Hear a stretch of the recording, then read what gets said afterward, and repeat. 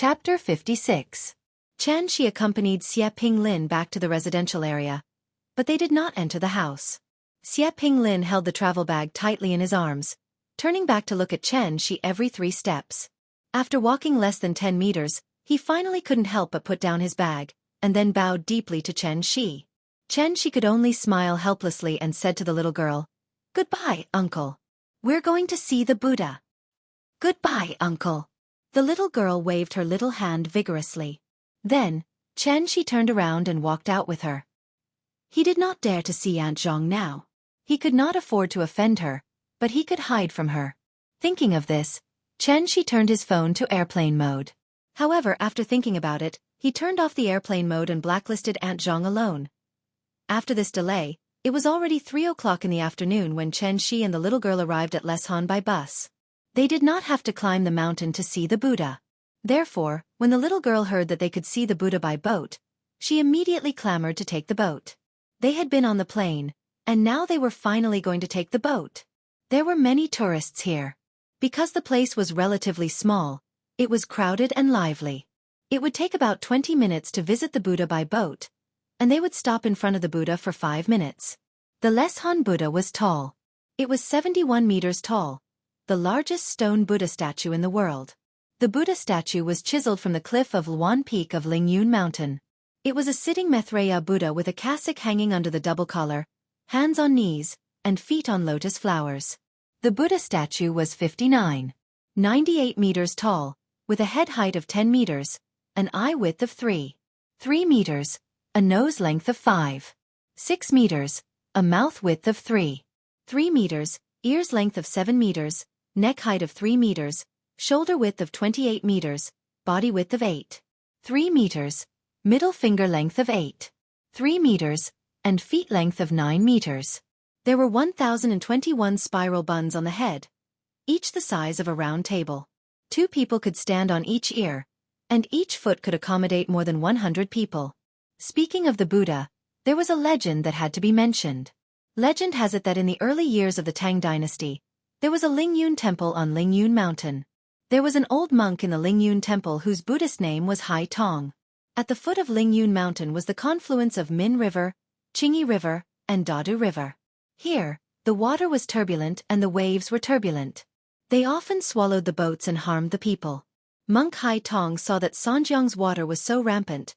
He guessed that there must be water monsters causing trouble in the water. In order to quell the flood and prevent the passing ships from being harmed, Monk Hai Tong mobilized the local people to gather manpower and material resources to start building such a large Zhenjiang Buddha. Such a huge Buddha statue naturally couldn't be built in a short period of time. Therefore, when Hai Tong passed away, the Buddha statue only reached the shoulder. Later, after the joint efforts of 3 generations of craftsmen, it took a total of 90 years before the Buddha statue was finally completed. Xianxia sat on the boat with the little fellow in his arms. He felt that this place where the 3 rivers converged was a bit interesting. Obtaining water was the best. Hiding wind was the second best.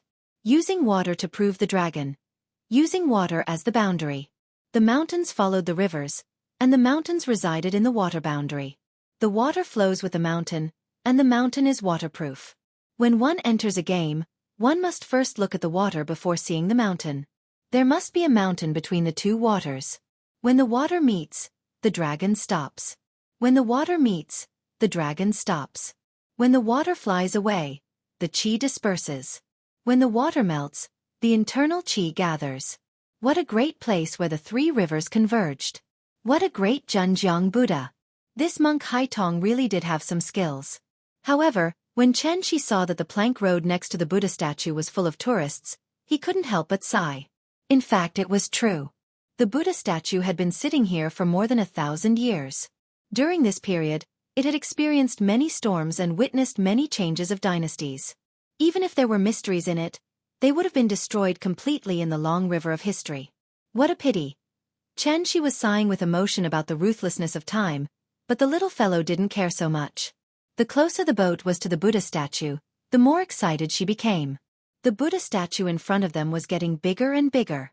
The little fellow raised her small head and kept patting Xianxia's shoulder, indicating that he should look quickly. "Papa, look, look."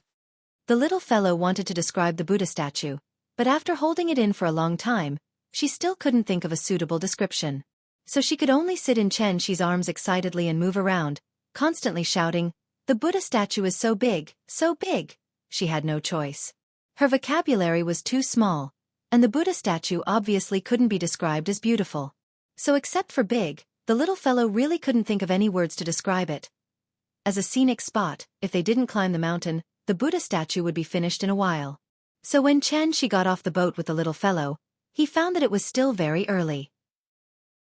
After checking with his mobile phone, he realized that in the hearts of the people of Sichuan, the snacks in Les Han were the real attraction. Traveling, it was always necessary to try the famous local snacks.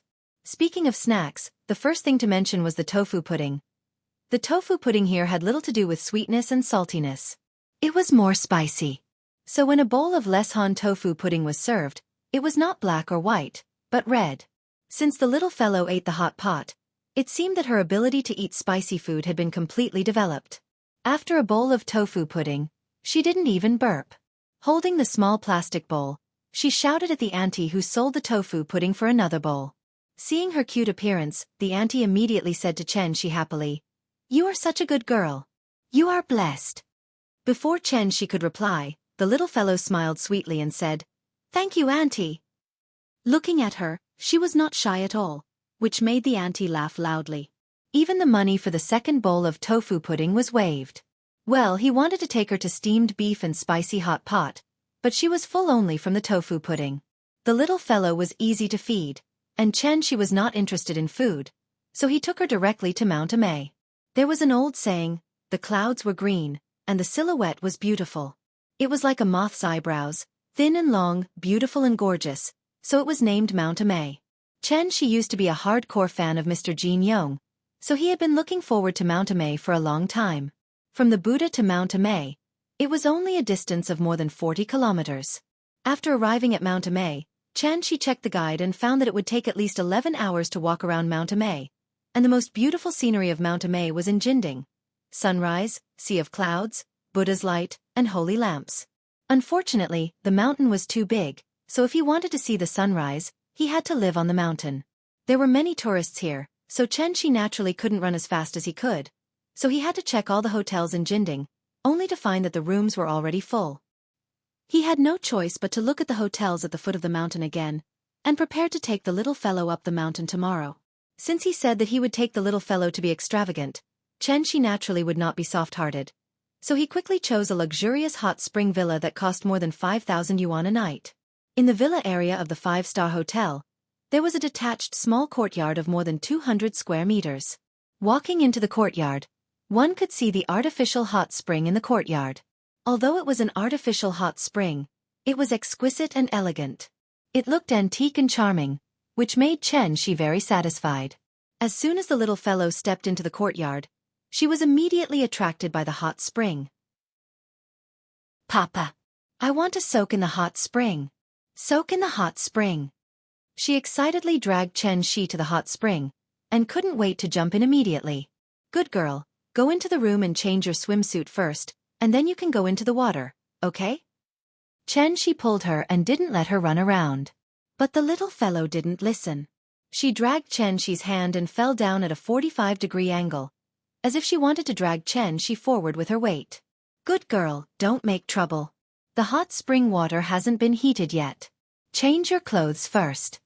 Seeing this, Xianxia had to pick up the little fellow and tickle her twice, which made her giggle. Finally, she stopped complaining about soaking in the hot spring. The night was beautiful, and the small courtyard was melodious. Although it was not the Mid-Autumn festival yet, a cold full moon had been hanging in the sky, sprinkling a silver light on the ground. The father and daughter changed into swimsuits. The little fellow was wearing a pink one-piece swimsuit, and she was wearing a small bath cap on her head, which looked very cute. She stretched out her feet to feel the water temperature and found that the temperature was a little high, so she could only slowly put her feet in the water, then her legs and waist. After getting used to it, the little fellow completely put herself in the hot spring with white steam rising. Only her small head was exposed, and her smiling face was blooming like a flower. She soaked for a while and seemed to get used to the temperature of the water, but suddenly stood up from the water. When Chen she was wondering what she wanted to do, He saw that she began to scoop water with both hands and splashed it on herself again and again. Seeing this, Xianxia naturally did not want to be outdone and immediately scooped water to fight back. The father and daughter had a water fight in the hot spring.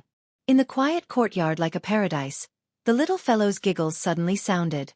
Xianxia was busy playing with the little fellow, so he didn't notice that his mobile phone in the bedroom suddenly vibrated. It was a WeChat message from Aunt Zhang. There were only 3 words. Chapter 57. It was nighttime. Soaking in the hot spring was very physically exhausting. The little girl was still young, and she was restless when soaking in the hot spring. She was constantly active, so her physical energy consumption was huge. In less than 10 minutes, the little girl was already exhausted. Her whole face was red, like a ripe apple. "It's so comfortable." The little girl let out a kind of silly moan. She folded the towel several times and put it under her head. Then she leaned her head against the edge of the pool and just lay in the water. Xianxia was speechless when she saw such a careless action. He waited for a while, but found that the little girl had fallen asleep just like that. Children should not soak in the hot spring for too long, because children's skin was more delicate and their ability to regulate their body temperature was weaker. The temperature of the hot spring was generally higher, so it would cause the blood vessels in the human body to expand, allowing more blood to flow to the body and gradually reduce the blood flow to the brain, slowly causing the brain to have insufficient blood supply. This would undoubtedly cause a certain amount of damage to the child's brain cell development, so it was best for children to not soak in the hot spring for more than 15 minutes. The little girl was sleeping very soundly. Xianxia carried her into the bedroom, then wiped her body and changed her clothes. Even such a big movement was not able to wake her up. One could imagine how tired the little fellow was. After covering the little girl with a quilt, Xianxia lay next to her. After all, this was the best room in a 5-star hotel, so even Xianxia could feel very comfortable. Mount Amei was a 5A scenic spot with little industrial pollution. The density of the spiritual energy here was much higher than in Zhonghai. Xianxia silently felt for a moment, and then for the first time, he assumed the posture of 5 hearts facing the sky and began to concentrate on meditation. After an unknown amount of time, Xianxia suddenly opened his eyes. Then, he got out of bed and went outside the room, looking in a direction. That direction was the location of Mount Amei. He stood in the courtyard, looked in the direction of Mount Amei, and then looked at the little girl in the room. After hesitating for a while, Xianxia suppressed the curiosity in his heart and decided to go up the mountain to investigate. Although he was very confident in the security of the 5-star hotel, before Xianxia left, he still set up layers of restrictions inside and outside to prevent anyone from breaking in and hurting the little fellow. This behavior was somewhat groundless, but Xianxia always felt that it was better to be safe than sorry. One could never be too careful. He hadn't even found his wife yet. If he lost his child, he couldn't guarantee that he wouldn't do something terrible. It was the wee hours of the morning, and Xianxia was like a fish back in water, quickly skimming over one roof after another. The night was his best coat, so even if someone happened to look up at the sky and see him, they would only think that they were seeing things. Xianxia hadn't recovered much of his true essence, so in order to reduce his consumption, he had to give up on flying. Instead, he leaped from roof to roof in the city. Although he wasn't flying, his speed was still extremely fast. In less than 5 minutes, Xianxia had already arrived at the foot of Mount Amei. At this time, Xianxia suddenly seemed to have thought of something, and hurriedly turned back. "I almost forgot. Although those restrictions could prevent outsiders from entering, they couldn't prevent the little fellow from going out. If the little fellow woke up and found that he was gone, crying would be a small matter. If she ran out to find him, then it would be really troublesome." He didn't want it to be like the 3 of them fighting the white bone demon, where Sun Wukong drew a circle and the demon couldn't enter, but Tang Sanzang went out himself. Xianxia would never allow himself to make such a low-level mistake. Back in the room, Xianxia saw that the little fellow was still lying on the bed, and he couldn't help but feel relieved. Gently kissing the little fellow's face, Xianxia cast a meditation spell on the little fellow to prevent her from waking up prematurely. After that, Xianxia patched up the restrictions that prevented the little fellow from going out, and finally rushed to Mount Amei with relief. The environment of Mount Amei was relatively humid, and the humid areas were known for long fogs, so it was easy for heavy fog to appear on Mount Amei in the morning and evening. Therefore, many tourists would pray that there wouldn't be heavy fog on Jinding the next morning, so that they could see the famous sunrise on Jinding. Xianxia ran along the sightseeing path. Because it was early in the morning, other than 2 or 3 cars of the scenic area's staff, he didn't meet anyone else along the way. After running for about half an hour, Xianxia came to a place called the Elephant Washing Pool. This place belonged to the high mountain area, and the urban area was only 420 meters above sea level, but the altitude here had reached 2070 meters. Here, white clouds were faintly discernible, and ancient trees towered into the sky. Xianxia stood on a stone path, and next to him was a cliff. Borrowing the silver light of the clear autumn moon, he lowered his head and looked at the cliff that was like an abyss. Then, he suddenly climbed over the fence and jumped down from the cliff. It took half an hour to come up, but it only took a few minutes to go down. At the bottom of the cliff, there was a basin forest, and near the cliff, there were a lot of rubbish thrown by tourists. Because it was getting closer and closer, Xianxia frowned slightly because of the strange aura. He really didn't expect that in an environment like Earth, where the spiritual energy was sparse, monsters could be born. What was a monster? Monsters were things that covered the essence of qi. Qi was chaotic in the middle, and things changed outside. The form, spirit, qi, and quality were used on the outside and the inside. It was based on the 5 elements and connected to the 5 things.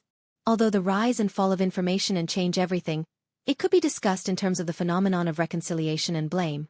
It could be roughly understood that monsters that looked like animals, plants, or some other things, but had wisdom and emotions like humans were all called monsters. As an immortal cultivator, Xianxia had a deeper understanding of this. Everything had a spirit, and animals and plants were no exception. Although they were full of bestiality and had extremely low intelligence, there were still some strange creatures among them. These strange creatures might be born with it, or they might have a fortuitous encounter. In short, they learned to refine the spiritual energy of heaven and earth like humans, thus making them stand out from the rest. Just like immortal cultivators, they had unimaginable power. This was a monster. Monsters and immortal cultivators were the same. They also had different realms. Gathering spirit and awakening intelligence were equivalent to immortal cultivators' qi refining stage and foundation establishment stage.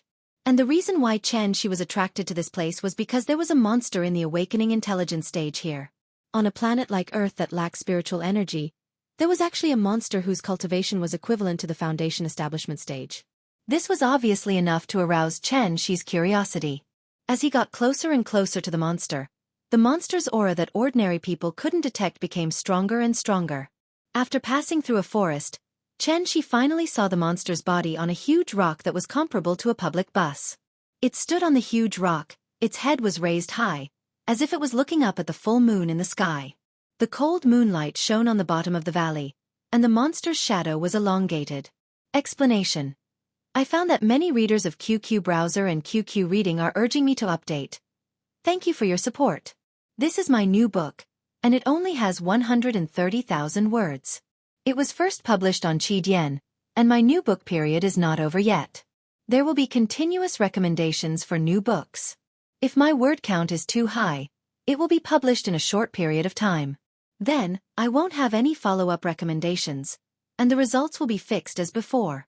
So, don't compare me to the authors of QQ Reading because the types of books are different, so the first website is also different.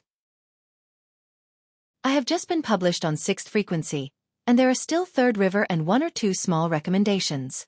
I will only be published after the first page is strongly recommended. This process will probably last for another month. So, I'll have to trouble you to rest first. It's useless to urge me because Qidian's books are arranged this way. Chapter 58. Mount Amei was the prettiest mountain in the world. As an international 5A tourist attraction with a double heritage of world culture and nature, it received more than 3 million tourists a year. Therefore, Xianxia really did not expect that he would find a monster at the enlightened realm at the foot of Mount Amei. This monster seemed to have found the way to refine the spiritual qi of heaven and earth, so it chose such a place with the richest spiritual qi to cultivate silently. After all, the mountain man was an immortal. Monsters cultivated immortality, and in the endless heavens, they first cultivated the human path and then became immortal. Human beings were the head of all things, and they were born like a flawless piece of white paper. Naturally, it was easier for them to ascend the heavenly path than other things. However, humans were complicated. Some fell in love and never got out. Some killed and harmed others to create karma. Some refused to follow their hearts and sink into their nature. Human nature was not divided into good and evil, and water was not divided into things. It was easy to do good and easier to do evil. If a person cultivated their heart from a young age, they would be pure and unimpeded. Naturally, it would be easier for them to step on the great path than other things. There was no free meal in the world, and how could there be an easy way to become an immortal? The devil path was easy to practice evil, and the ghost path was easy to practice suicide. The righteous path was difficult to practice, and it was difficult to achieve 1,000 tribulations. Xianxia didn't come here to slay demons and devils. He was just purely curious. Monsters were actually not as evil and cunning as shown in novels and movies. Before they gained intelligence, there was no distinction between good and bad in their behavior. Everything was based on instinct in order to survive. Natural selection, survival of the fittest, this was the law of nature. After gaining intelligence, they would learn to think like humans, but they would be much more innocent than humans. As for the complicated feelings that humans had towards demons, it was actually more due to the antagonism between races. In nature, there was no such thing as cruelty and killing. There were only producers, consumers, and decomposers. The monster in front of him seemed to have gained intelligence for a long time, so Xianxia did not feel too much of a bloody smell from it. Instead, it had the calm and tranquility of a reclusive master. It was now the era of firearms, and human civilization had developed to become omnipotent. The living environment of monsters was also more dangerous, so Xianxia was ready to leave after watching for a while. He had come without a sound, so naturally, he had to leave without a sound as well. However, just as Xianxia turned to leave, the demon suddenly lowered its head and inadvertently saw Xianxia's back. It was stunned for a moment, and an extremely anthropomorphic expression appeared on its face. Then it suddenly came back to its senses, and its fur suddenly stood up. Like a frightened cat, it immediately made a pouncing posture toward Xianxia's back. Yes, this was a leopard, and an extremely rare ink leopard. What was an ink leopard? It had the body of a tiger, but was only 1/3 the size of a tiger. It was a medium-sized carnivorous beast, also known as a leopard or leopard. It is the smallest of the 4 large cats in the genus Panthera. The other 3 are lions, tigers, and jaguars. Shoulder height is about 0, body length is about 1, tail length is about 60 centimeters. Weight is 60 to 100 kilograms. It had a round head, short ears, strong and powerful limbs, sharp claws, and strong flexibility. The leopard's whole body was bright, and its fur was brown and yellow. It was covered with black spots and rings, forming an ancient coin-like pattern, so it was called a leopard. Unlike the grayish-white snow leopard, the ink leopard was a black-colored individual produced by the mutation of the leopard's fur color. Its whole body was dark black, and there were still copper spots on it. Therefore, this type of individual was often called an ink leopard. The leopard's physical strength was very strong, and its vision and smell were very sensitive. It was alert, and it could swim and climb trees. It became a bold and fierce carnivore with a wide range of food. It was good at jumping and climbing. It usually lived alone and came out at night, early in the morning, or in the evening. It often wandered back and forth in the forest. Its nature was fierce, but it usually did not hurt people. Leopards were different from lions and tigers. Their biggest difference, other than their size, was their roar.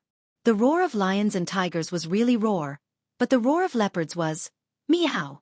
There were 2 major types of cats, called mimi cats and roaring cats in foreign countries. Tigers and lions could roar, and were called roaring cats. Cheetahs were classified as mimi cats and could not roar loudly. The reason for this difference was that the structure of the hyoid bone in their throats was different. However, this difference was not enough to separate them into 2 families, so they were all classified as large cats. Of course, unlike the clear sound of a cat, a leopard's roar would have a hint of hoarseness. Leopards and cats were the same. Their eyes had night vision, so even if Xianxia's figure was covered by the shadows of the forest, this ink leopard was still sharp enough to notice him. As an intelligent wild beast, the ink leopard's intelligence was not inferior to that of a human's. Therefore, it was very clear that if this person was allowed to return alive, then there would definitely be groups of search teams coming to look for it the next day. And it would once again embark on the path of finding a habitat. Therefore, almost without any hesitation, the ink leopard's muscles tightened, and then it suddenly pounced. Its body was like an eagle pecking at food, and it flew off the giant rock at an extremely fast speed, directly pouncing on Xianxi's back. However, just as it was about to pounce on the human figure, a hand strangely appeared in front of its eyes. The ink leopard was shocked. Before it could react, the hand directly grabbed its neck, and then like pinching a duck, it pinched its neck and hung it in the air. Monsters were different from humans. They did not learn so many mysterious and unpredictable spells. Their sharp fangs and claws were their most advantageous weapons, and their skin was their strongest defense. Even if they had intelligence, they would continue to temper and strengthen their bodies, and fight against immortal cultivators purely with their physical bodies. Therefore, when the ink leopard's neck was pinched, the sharp claws on its front legs immediately popped out, and viciously scratched at the human's arm. However, after its sharp claws scratched, the ink leopard was shocked to find that its indestructible claws could not even scratch the human's skin. At this time, the force from the arm grew stronger, and the ink leopard's breathing became more and more difficult. It had just gained intelligence, but it was far from reaching the stage where it could not eat, drink, or breathe. Meow! The ink leopard struggled and let out a cry, and Xianxia saw a pleading expression on its face. After thinking for a while, Xianxia slightly loosened his fingers, and let the ink leopard fall from his hand. Forget it, with the environment on Earth, without the inheritance of a tribe, and without the guidance of a powerful person, it's already not easy for you to cultivate to the point of gaining intelligence. Go, I'll spare your life today, but you have to remember, don't kill people in the future. After saying that, Xianxia turned around and walked back the way he came. The ink leopard crouched on the ground, and put on a defensive posture. However, after hearing Xianxi's words, a confused expression immediately appeared on its face. It looked in the direction that Xianxia left, and its eyes rolled around, as if it was thinking about something. After hesitating for a while, the ink leopard seemed to have made a decision, and started running in the direction that Xianxia left. Xianxia stood at the bottom of the cliff, and was thinking about whether there was a shorter way to return. At this time, there was a faint sound coming from the forest. Xianxia turned around and saw that the ink leopard was actually following him. The ink leopard carefully came to a place not far from Xianxia, and then suddenly bent its front legs, lowered its head, and let out a series of meows. Xianxia thought for a while, and then asked, "You want to go with me?" Hearing this, the ink leopard immediately raised its head and nodded in a very human-like manner. Then it let out a meow. Interesting. Xianxia suddenly laughed and asked, "Can you become smaller?" The ink leopard tilted its head, as if it did not understand what Xianxia meant. However, it seemed to be afraid that Xianxia would not want it, so it quickly let out another meow, and at the same time, used its front paws to scratch the ground a few times. Seeing this, Xianxia squatted down, and then put his hand on its head. Just nice. Nian Nian needs a partner. This great wilderness physical exercise technique is a bargain for you. Thank you, Ning Xiaojia, for the 10,000 reward. I have to hug Ning Xiaojia's long legs tightly. Chapter 59. The next day. By the time the little fellow woke up, the sun was already up to her butt. Xianxia was sitting in the yard, quietly reading a magazine. A black kitten was curled up in a ball, yawning at his feet in boredom. The little fellow sat up, then raised her hands and rubbed her eyes. Before he put down his hands, she had already shouted in a muffled voice, "Papa, Papa! Hey, here, I'm coming!" Hearing the little fellow's shout, Xianxia immediately dropped the magazine in his hand and ran into the room. "Papa, carry me." The little fellow couldn't open her eyes. After glancing at Xianxia through a slit, she stretched out her hands for him to carry her.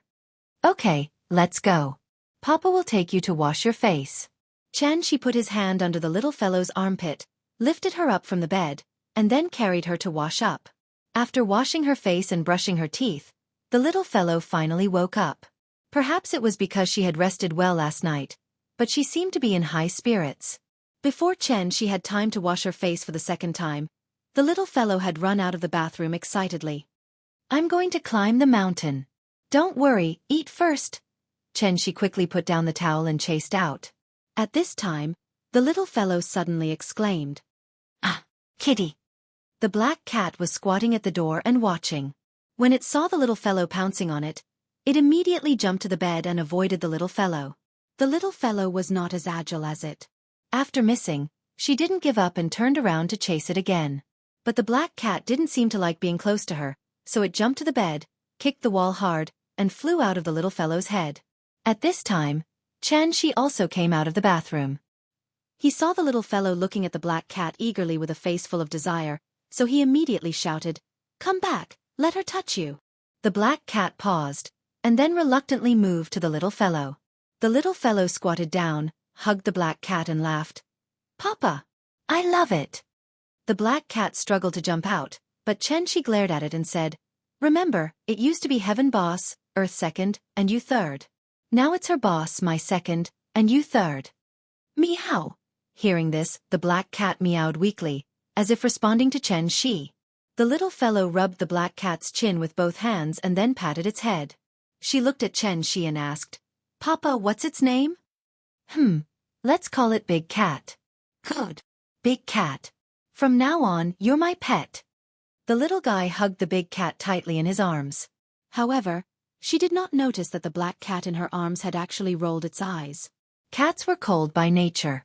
They were the polar opposite of dogs. Therefore, Xianxia thought for a moment and said to it, "You're also a cat, so I'll treat you as a cat for the time being. Nian Nian is still young." In the future, in addition to staying by her side to take care of her and protect her, you also have to play with her. You can only be happy when she's happy, understand? Speaking of this, Xianxia paused, thought for a moment, and then added, "Don't be as arrogant as a cat. You have to be more enthusiastic and unrestrained like a dog, okay?" The big cat did not say a word and was silent for a long time. Xianxia was a little dissatisfied. After giving it a fierce stare, he threatened, "You don't want to? Then I'll go find another dog to play with her." The big cat was frightened. Now that it had tasted the sweetness, of course, it was not willing to leave. Therefore, after thinking about it, it chose to compromise. Self-esteem was not important. Therefore, the big cat stuck out its tongue and licked the little fellow's little face a few times. Suddenly, the little fellow laughed loudly. Because they still had to climb the mountain, one day was obviously not enough, so Xianxia could only renew the room. After lunch, the father and daughter took the cat and set off in a car. Although they were going to climb the mountain, in fact, the only one who was really climbing the mountain was Xianxia. The little fellow sat in his arms, and the black cat sat in the little fellow's arms. This strange combination had attracted the attention of countless people along the way. One must know that the weight of a soldier during daily training was generally about 15 kilograms, and it would only reach 20 kilograms during intensive training. Xianxia was still climbing the mountain. A 4-year-old child and a cat would weigh at least 20 kilograms, which completely met the standard of intensive training. Therefore, after walking for a while, Xianxia felt that something was wrong. It was too eye-catching. But he could not put the little fellow down and let her walk on her own. Therefore, after thinking for a while, Xianxia simply quickened his pace. Under the stunned expressions of the crowd of tourists, he quickly walked up the mountain. There were so many people here. As long as he got rid of the tourists below, the tourists above would naturally not know how far he had walked with the child. The little fellow was purely looking for novelty and had no special interest in the scenery, so Xianxia directly took her to the cable car that went straight to Jinding. Hearing that they were going to take the cable car, the little fellow was very excited at first, but when she really got on, she felt a little scared. The cable car was different from the plane. Not to mention the small space, the carriage kept shaking when it moved. The little fellow sat next to Xianxia and hesitantly glanced at the woods below the cable car.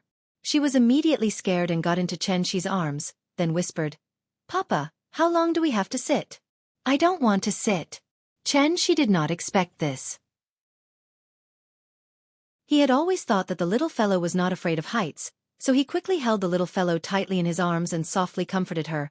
"Good girl, don't be afraid. If you are so afraid of heights, then Papa can't take you to play in the sky in the future." Hearing this, the little fellow immediately shook her head and said loudly, "I'm not afraid. I want to play in the sky." After that, she wanted to pretend to be very brave and turned her little head to look out of the window. But then, she was frightened by the height outside and quickly got back into Xianxia's arms, not daring to show her head again. Xianxia touched her head and said with a smile, "Well, Papa is here. Don't be afraid." The Jinding cable car was 1,164 meters long, so they could not sit for long. After getting off the cable car, the little fellow's interest was obviously reduced a lot. Obviously, She had a psychological shadow. Zhu Mo, the 21st son of Zhu Yuanzhang of the Ming dynasty, was a devout Buddhist. He was rewarded 3,000 taels of gold and built the Great Amei Golden Hall at the highest point of Mount Amei. Because the roof tiles, pillars, doors, and lattices of the Golden Hall were all copper and gold, and under the sun, it shone brightly, so it was called Jinding. The real Golden Hall was destroyed in the turmoil many years ago, so now the Golden Hall was a modern building after being restored, not an ancient building that had been handed down. The scenery of Jinding was really beautiful. The vast sea of clouds spread out on the horizon like a snow-white carpet, smooth, thick, and boundless. When the mountain wind blew, the sea of clouds drifted away, and the peaks and ridges became small islands in the sea of clouds. Then, Xianxia took a picture of the little fellow in front of the golden statue of Samantabhadra of 10 Directions. Chapter 60. After soaking in the hot spring again, the trip was coming to an end. At noon the next day, just as Xianxia was packing up and preparing to take Nian back to Chengdu, Lin Xian called. Ever since he saved Lin Xian that day, Xianxia had never seen Lin Xian again, and he never had the chance to make up for the meal he owed her. It had only been less than a week, but to Xianxia, it felt like a long time had passed, so much so that he couldn't hear anything wrong from Lin Xian's tone. However, the more normal she acted, the more Xianxia felt that something was wrong with her. "What have you been busy with recently?" "I'm taking Nian to Chengdu to play. What's wrong?" "Chengdu?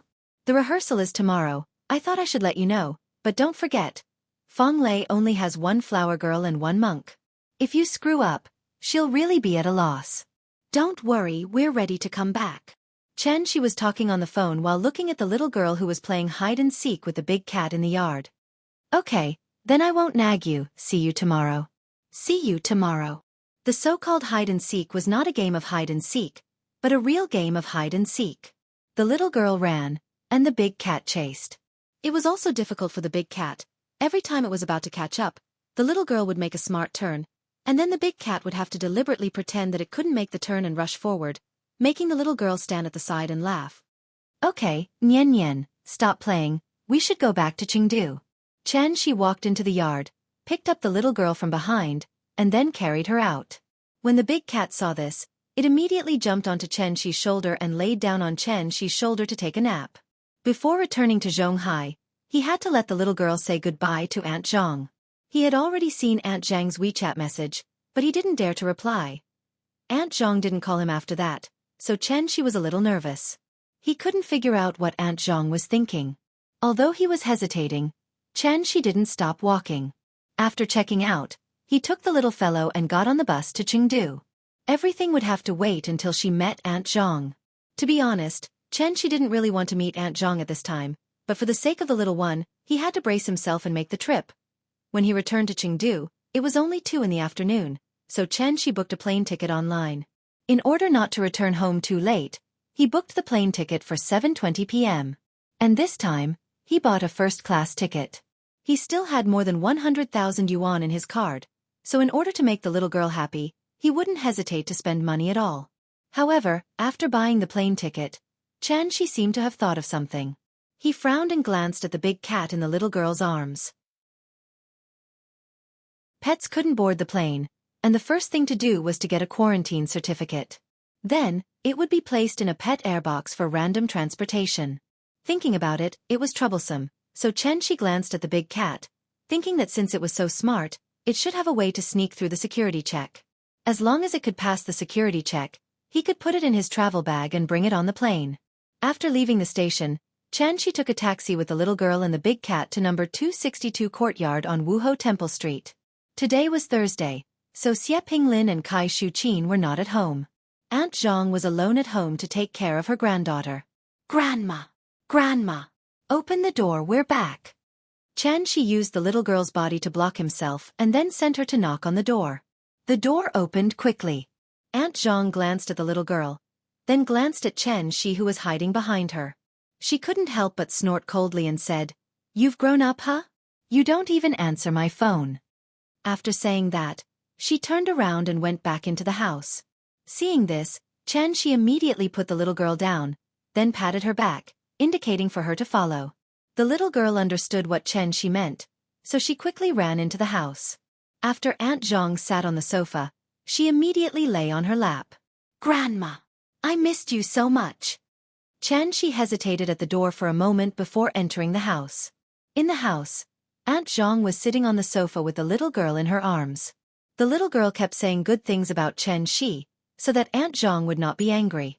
Aunt Zhang was talking to the little girl in a pleasant manner, but when she saw Xianxia come in, she glared at Xianxia fiercely and then said somewhat angrily, "Hurry up and sit down." "Oh, okay. Tell me honestly, what's going on with that one? 8 million? Where did you get so much money?"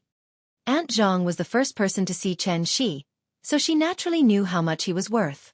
However, she did not expect that as soon as she left Zhonghai, Xianxia would follow her with 1.8 million. Was he robbing a bank? Hearing this, Xianxia immediately adjusted his expression and said very seriously, "It's like this. You know, I used to study computer science, and I've been in this line of work since I graduated. Didn't I have a small gathering with a few classmates some time ago? Then they asked me to invest and develop a new software together. You also know that the internet is the most profitable industry now, so I didn't tell you before because it hasn't been done yet."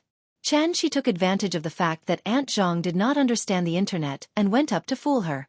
Aunt Zhang listened for a long time and saw that he seemed to be telling the truth, so she somewhat believed his words.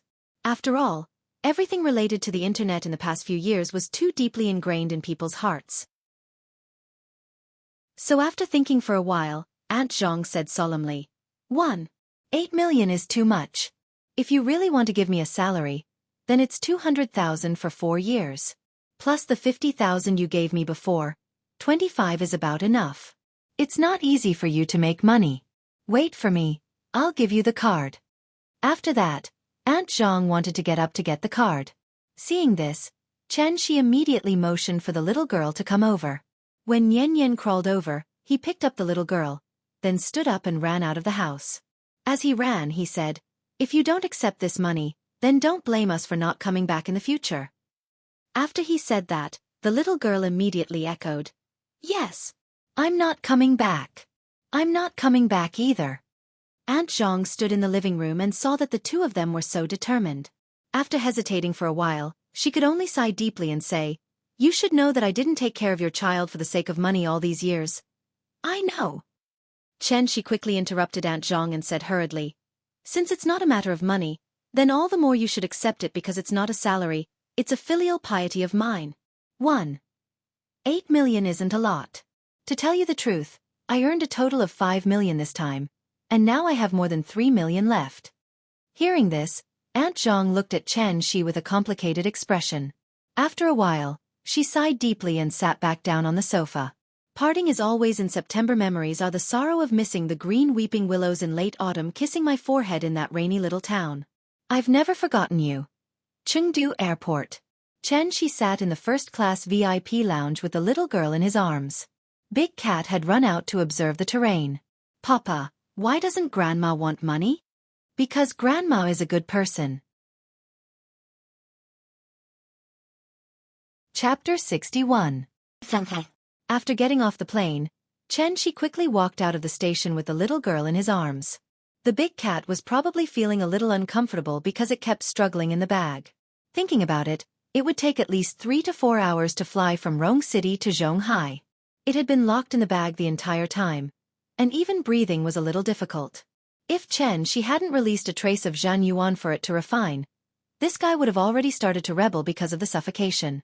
So when they reached the exit, she quickly let it out.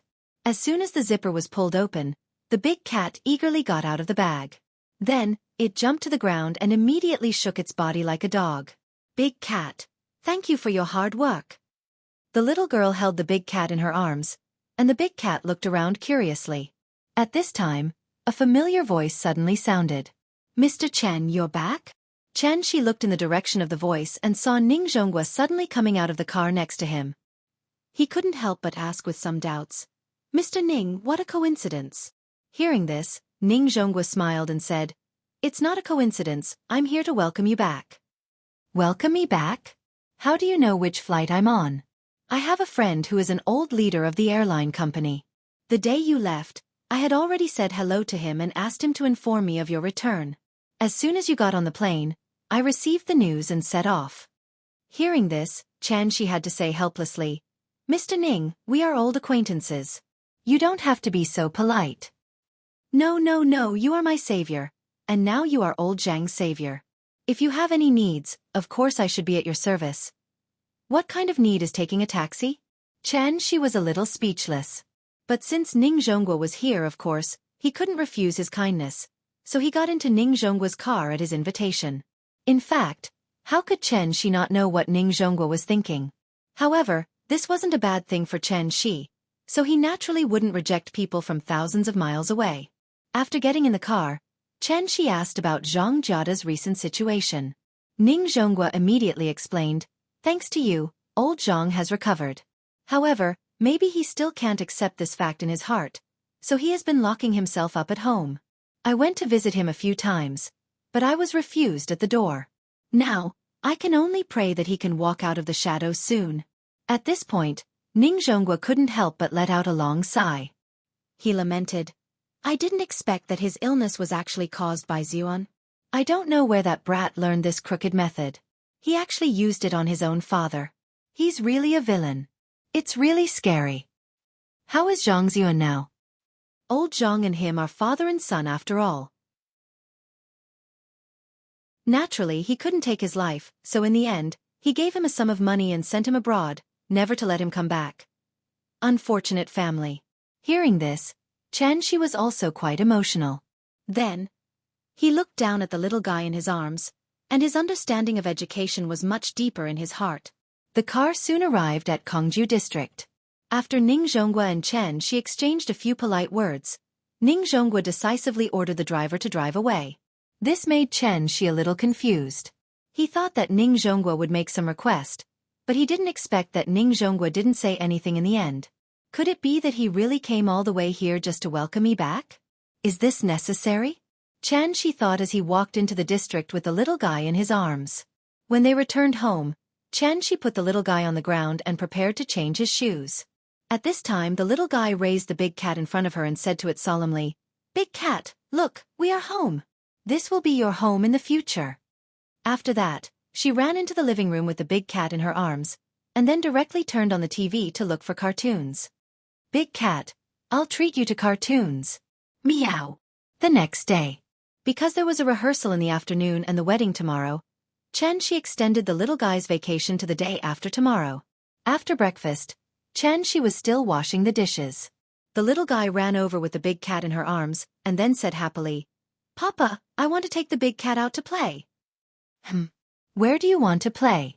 In the yard. Oh, okay, wait for me, I'll go with you. Xianxia nodded. When he was about to put the washed dishes into the cupboard, the little guy secretly smiled, turned around, and ran to the door with the big cat in her arms. Hey, don't run. Xianxia took the bowl and quickly chased out of the kitchen. But the little guy didn't listen at all. She ran to the door, and then tiptoed to open the door. Seeing this, Xianxia couldn't stop her, so he had to shout to the big cat, Big cat, look after her, don't let her out of the community. With the big cat accompanying her, the little guy shouldn't have any problems in the community, so Xianxia was not in a hurry.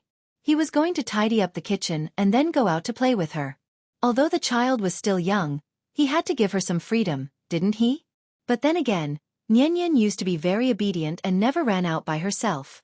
But the big cat had only been here for less than a day, and Nian already dared to run out alone with it? Could it be that she was led astray by the big cat? As Xianxia washed the dishes, he wondered if he should warn the big cat. Although the big cat's intelligence was high, it was still a beast after all. In addition, it had been hiding in the mountains for years to practice, so its mind was as pure as Nian's. After these 2 days of being together, it was more and more obedient to Nian's words. After Nian ran downstairs, she directly took the big cat to the children's activity area in the center of the community. This children's activity area was originally just an empty space. At that time, the neighborhood committee hadn't been disbanded yet. Everyone saw that there were more and more children in the community, so they organized all the residents to pool money together. Each family contributed more than 10 yuan to transform this place into a children's activity area. The so-called children's activity area actually only had 1 slide and 3 swings.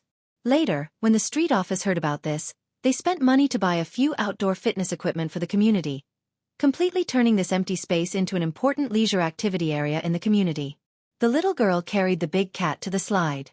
This slide wasn't as exquisite and beautiful as the slide in the kindergarten. Many parts of the slide had even peeled off, but the little girl didn't mind at all. She carried the big cat and climbed up directly. She waited in line until the child in front of her landed safely before sitting at the slide. Then, she carried the big cat and slid down excitedly. One slide was actually only a few seconds, but the little girl liked to play, so she immediately stood up after landing and was ready to line up again to play again. But at this moment, the child behind her didn't seem to notice her, so he rushed down and kicked the little girl's calf directly. The little girl immediately lost her balance after being hit by him, and her whole body fell straight to the ground just like that. Chapter 62. The sudden turn of events caused the little guy to lose his balance. His small body immediately fell straight to the ground. Because she was holding the big cat with both hands, she couldn't use her hands to support herself on the ground. Seeing that she was about to fall to the ground, the little fellow was worried about the big cat in her arms. So she instinctively bent her body slightly, afraid that she would crush the big cat if she fell. Bang! After a muffled sound, the little fellow fell heavily to the ground, face first.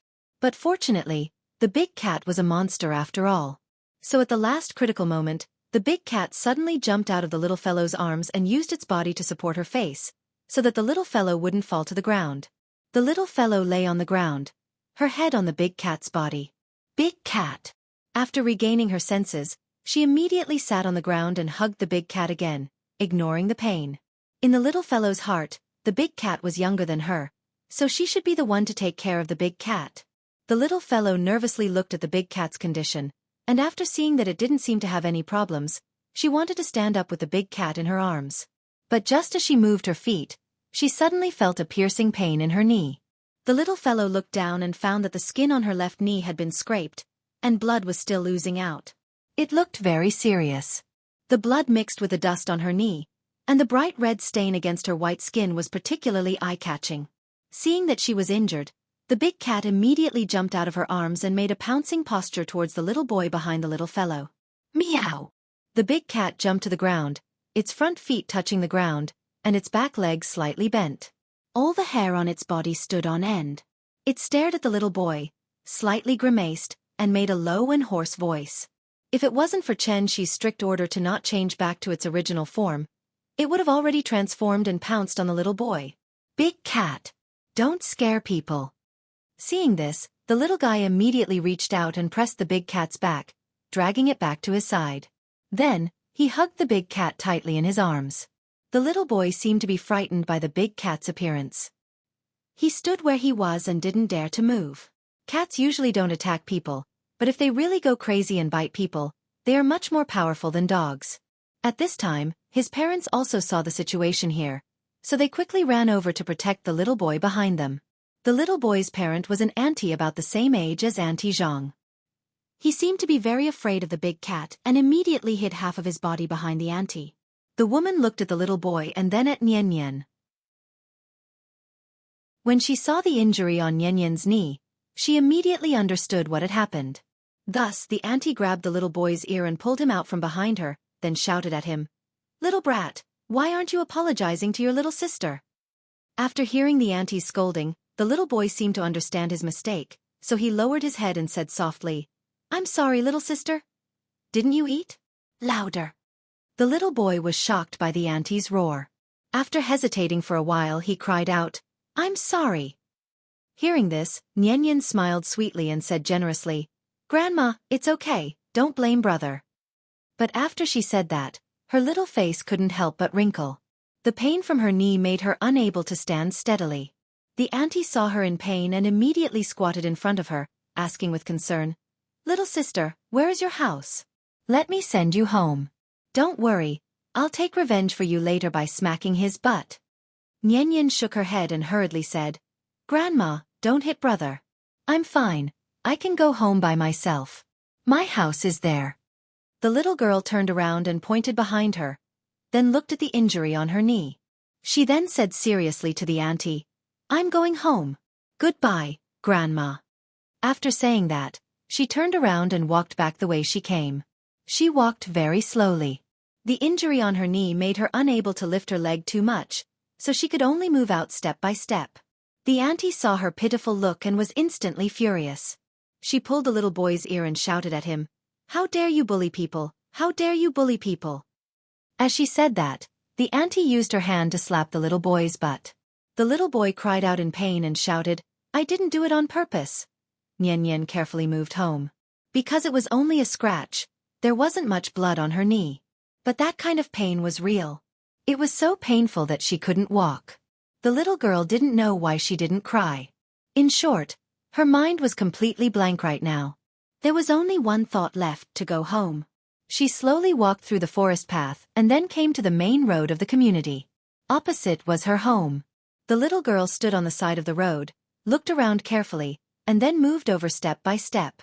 Suddenly, Xianxia's figure appeared downstairs. Then, the little girl felt as if she was suddenly flying. The scene in front of her was like a TV series that was fast-forwarded, switching quickly, and her ears were full of whistling sounds. When she came back to her senses, she found that she had returned home. What happened? Xianxia sat on the sofa, then put the little girl on his lap, and then looked at the big cat expressionlessly. The big cat was frightened. It was a beast, and a monster in the wisdom realm, so it was particularly sensitive to aura and danger. Xianxia suddenly burst out a strong murderous aura, which scared it so much that its hair stood up, and its whole body seemed to be bigger. "Papa, I'm fine, it doesn't hurt." The little girl seemed to feel Xianxia's strangeness, so she reached out and touched Xianxia's face. Her fingers were a little cold, much colder than Xianxia's face. Xianxia felt the little girl's movement, so he looked down at her, reached out and touched her little face, and then gently put his hand on the little girl's knee. "Tell Papa who bullied you?" While speaking, Xianxia's true essence rushed out like a flash flood, and the injury on the little girl's knee suddenly began to recover at a speed visible to the naked eye. However, after hearing Xianxia's words, the little girl shook her head and whispered, "Brother didn't bully me, he didn't mean to hit me, Papa, don't hit brother." Was it really an accident? Hearing this, Xianxia couldn't help but frown, and turned to look at the big cat. Seeing this, the big cat immediately meowed. Fearing that Xianxia wouldn't understand, it quickly nodded its head. 5 minutes later. When Xianxia took his hand away, the little girl's knee had completely recovered.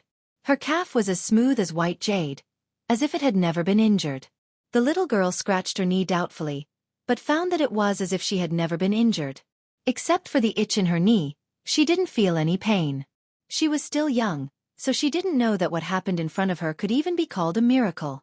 But she knew that it was Papa who cured her. So the little girl immediately laughed and kissed Xianxia on the face. "Papa is so amazing. I don't hurt anymore." Asterisk asterisk asterisk asterisk asterisk asterisk asterisk asterisk asterisk asterisk. Chapter 63. In the wedding rehearsal, the main characters were, of course, the bride and groom. Therefore, as a flower girl, the little fellow could not have too many scenes. She only needed to take a flower basket full of petals, appear before the bride, and sprinkle flowers along the carpet.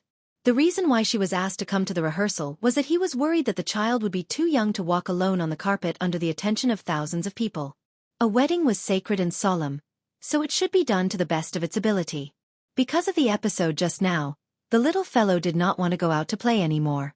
Seeing this, Xianxia took her out directly and took a taxi to the address sent by Lin Xian, ready to let her play at the rehearsal place.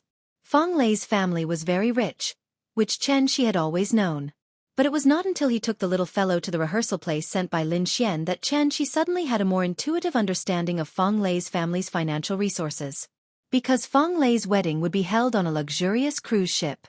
In recent years, with the development of society, cruise ship tourism had become an important part of the international tourism industry, and the total number of passengers around the world was as many as millions. Therefore, more and more people in Wuxia chose to travel by cruise ship. Cruise ships were no longer a rare thing, but it was rare to see someone like Feng Lei who rented an entire cruise ship just for the sake of holding a wedding.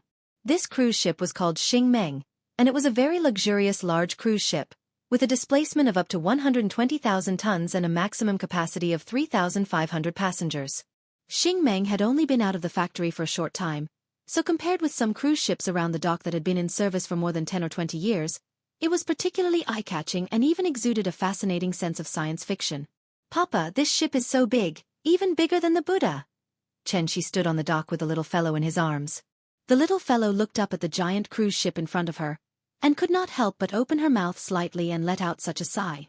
Hearing this, Xianxia rubbed her little head and said, "The ship is one by one, not one by one, remember?" "Oh, I remember." The little girl nodded blankly, then pointed at the cruise ship and shouted, "Papa, I want to go up and play. I want to take a big ship." "Don't worry, we can only go up when Big Sister comes to pick us up." So, Xianxia hid in the shadow of the cruise ship with the little girl in his arms. While telling her a story, he quietly waited for Lin Xian to arrive. It was now afternoon, and the salty sea breeze wrapped around the warm sunlight, making everything around them seem so peaceful. On the pier, the sound of crashing waves could be heard again and again. It was like pleasant music, making people feel comfortable. The big cat jumped out of the little guy's arms and ran to a stone pillar where it could bask in the sun and lay down. Looking at its lazy expression, it looked more and more like a real cat. After a while, Lin Xian appeared at the stairs of the cruise ship with a phone in her hand. She looked down, then waved to Xianxia and his daughter and shouted, "Xianxia, come here." After the previous few contacts, the little fellow had completely forgotten the unpleasant incident when she first met Lin Xian. So when Xianxia came to Lin Xian with her in his arms, the little fellow took the initiative to call out to Lin Xian sweetly, "Big sister. Nian Nian is so good. Come and let Big sister hug you, okay?" "Okay." The little fellow reached out and then moved from Xianxia's arms to Lin Xian's. At this time, the big cat, who was squatting on the stone pillar, also saw the situation here, so it quickly jumped down from the stone pillar, turned into a black shadow, and jumped on Xianxia's shoulder in an instant. "Oh, you have a pet?" Lin Xian glanced at the big cat that suddenly appeared, and was immediately attracted by its obedience, so she reached out and touched the big cat's head. The big cat narrowed its eyes slightly, and after Lin Xian took her hand away, it softly meowed, as if it was greeting Lin Xian. Didn't they say that children can't have pets at home? There seems to be such a saying, but the big cat is different from other pets. It likes to be clean. Xianxia explained with a smile. Lin Xian didn't understand this, so she didn't ask any more. Star Dream was very big, and Feng Lei's wedding would be held on the top deck, so Lin Xian took Xianxia straight to the top deck. In order to have a perfect wedding, Feng Lei had signed a contract with the China Ocean Group as early as half a year ago, booking Star Dream for 3 days. Star Dream had a total of 1751 cabins, 26 elevators, and 18 decks, 14 of which were available for tourists to move around. The ship was so big, so of course it had a lot of supporting facilities. 4 main restaurants, 2 special restaurants, and 21 bars were just the basic facilities. In addition, there was a bowling alley, a sports field, a swimming pool, a spa, and a children's park. It really had everything, and it was very luxurious. Xianxia followed Lin Xian to the top deck, and the first thing that came into view was a huge open-air swimming pool. He looked at the surrounding environment, then looked at the exquisite swimming pool, and couldn't help but sigh. Feng Lei usually doesn't talk much, and she looks like a cold goddess. I didn't expect her to love romance so much. You really can't judge a book by its cover. Hearing this, Lin Xian rolled her eyes at him and said, "Romance is a woman's nature. If I had the money, I would definitely have a romantic wedding like hers in the future. That way, I wouldn't have lived in vain." Well, maybe it's really because poverty has limited my imagination, so before I came here, I didn't think that a wedding could be held on a cruise ship. The two chatted as they walked across the deck. At this time, Lin Xian suddenly thought of something, and turned to look at Xianxia and asked, "Hey, by the way, you and Yingying didn't have a wedding, right?" After saying that, before Xianxia could answer, she covered her mouth and said apologetically, I'm sorry, I shouldn't have mentioned this." "It's okay." Xianxia smiled and shook his head, indicating that he didn't mind. However, when Lin Xian mentioned it, it reminded him of some memories, and he couldn't help but sigh. Yes, Nian Nian is already 4 years old, but I still owe Yingying a romantic wedding. In fact, 5 years ago, Xianxia also fantasized about what his wedding with Yingying would be like. Unfortunately, Yingying didn't seem to like this topic, so Xianxia never had an in-depth conversation with her on this topic. Therefore, he didn't know what Yingying was looking forward to their wedding. Xianxia looked at the busy wedding staff in front of him and couldn't help but be a little lost in thought. Maybe, compared to a grand and romantic wedding, Yingying actually preferred to spend time with each other in a simple and peaceful way, drinking wine and growing old together.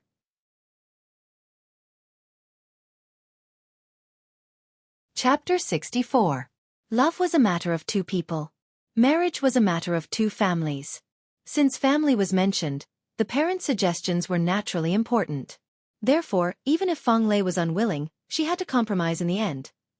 The wedding ceremony could be done in a pure Western style, but the reception of guests and the banquet afterwards must be done according to Chinese standards. Among the four ancient civilizations, ancient Egypt, ancient India, and ancient Babylon had long been annihilated in the long river of history because of the invasion of foreign tribes. As the only surviving one, Wuxia not only had a long history of cultural inheritance, but also maintained the continuity of civilization after being invaded by foreign tribes and maintained the long-term vitality of the Chinese civilization. The reason was that Wuxia people had an indelible national spirit in their bones. Over the years, with the continuous infiltration of Western culture, more and more young people began to like the Western festival, but did not care about traditional festivals such as Tomb Sweeping Day and Mid-Autumn Festival. There were two sides to everything in the world.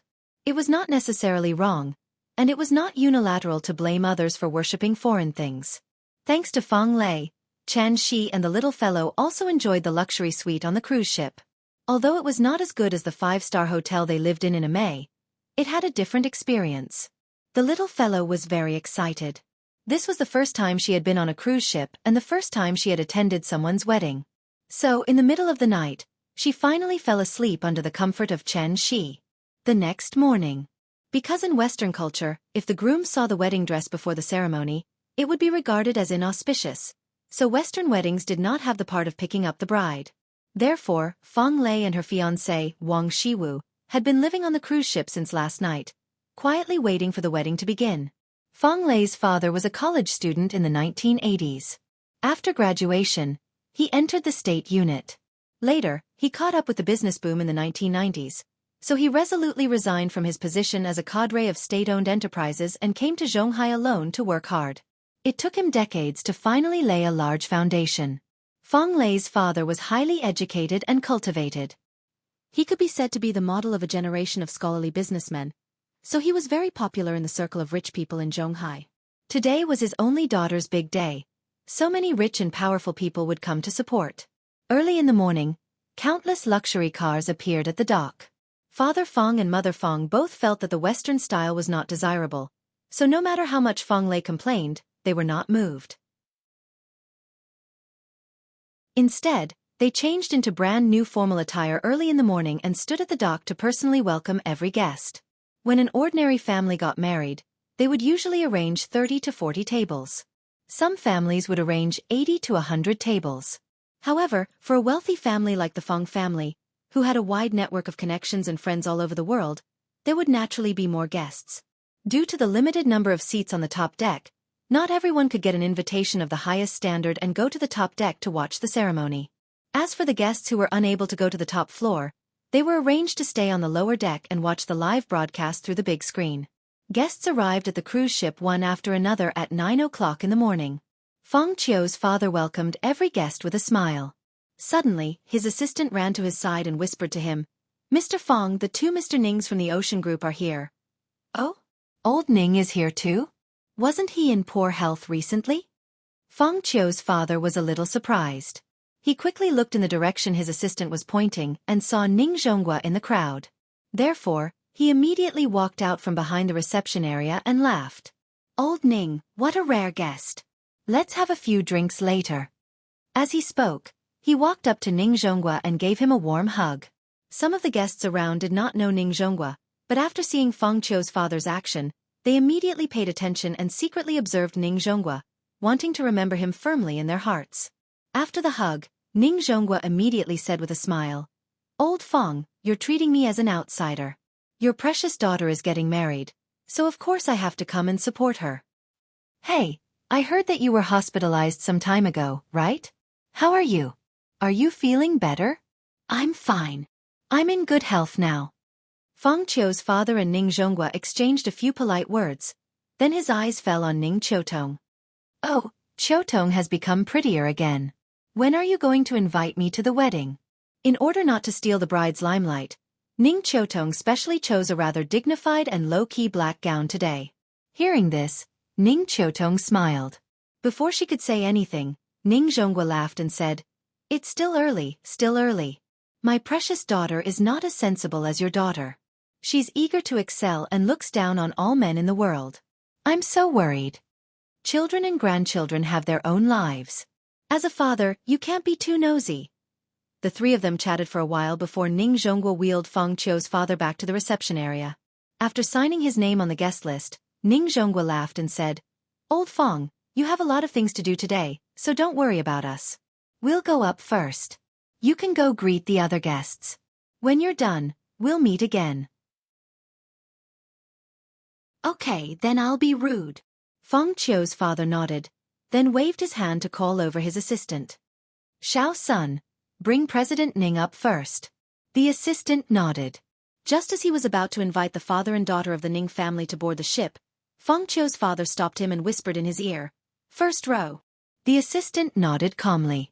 After boarding the ship, he led the father and daughter of the Ning family to the other side of the tunnel. They took the elevator directly to the top deck. Xianxia took advantage of the time to bring the little girl to the top deck. At this time, many guests were already seated. Melodious light music echoed above the deck. There were white flowers and exquisite decorations all around. As time went by, the orange-red sun slowly rose from the east, gradually blooming with golden light. Amidst the sea breeze, the atmosphere became more and more lively. Xianxia held the invitation. When he realized that there was no seat number on the invitation, he casually sat down in the last row of the VIP seats. After sitting down, the little guy immediately began to move restlessly from left to right. She was so excited. Sister said that when the wedding was about to start, she could go backstage and change into a beautiful white gown. Why didn't she let her change in advance? In fact, it was because Lin Xian was worried that she would dirty the gown, so she didn't give the gown to the little girl. Lin Xian was Feng Lei's main bridesmaid. As Wang Lu was already married, she was not a bridesmaid. Xianxia looked around. Suddenly, he saw a familiar face in the crowd. Li Xiuwen. At this time, Li Xiuwen also noticed Xianxia. He seemed a little surprised to see Xianxia here. However, out of courtesy, he took the initiative to nod at Xianxia. Seeing this, Xianxia nodded back at him. However, at this time, Li Xiuwen suddenly froze. Because he remembered something. Therefore, after hesitating for a while, Li Xiuwen immediately walked toward Xianxia. "Mr. Chen, how are you?" Thank you to Big Boss, still playing, for the 34,500 reward. Old man, don't rush me to update, I'm already crying. I'm sincerely recommending something good to you guys. I read it every day anyway. The micro-theater allows you to watch the complete version of Steel Alchemist in 2 hours. Not only does it save time, but it also allows you to fully understand the plot and essence of the manga. It's highly recommended. I've watched this anime many years ago, but I've almost forgotten it. It's a masterpiece with 0 negative reviews. In addition, he has commentaries for classic anime such as Fate, The Holy Grail War and Eva. It allows people like me who want to watch anime, but find it too long and wordy, to quickly understand the plot. Other than anime, there are also commentaries for classic movies and TV series.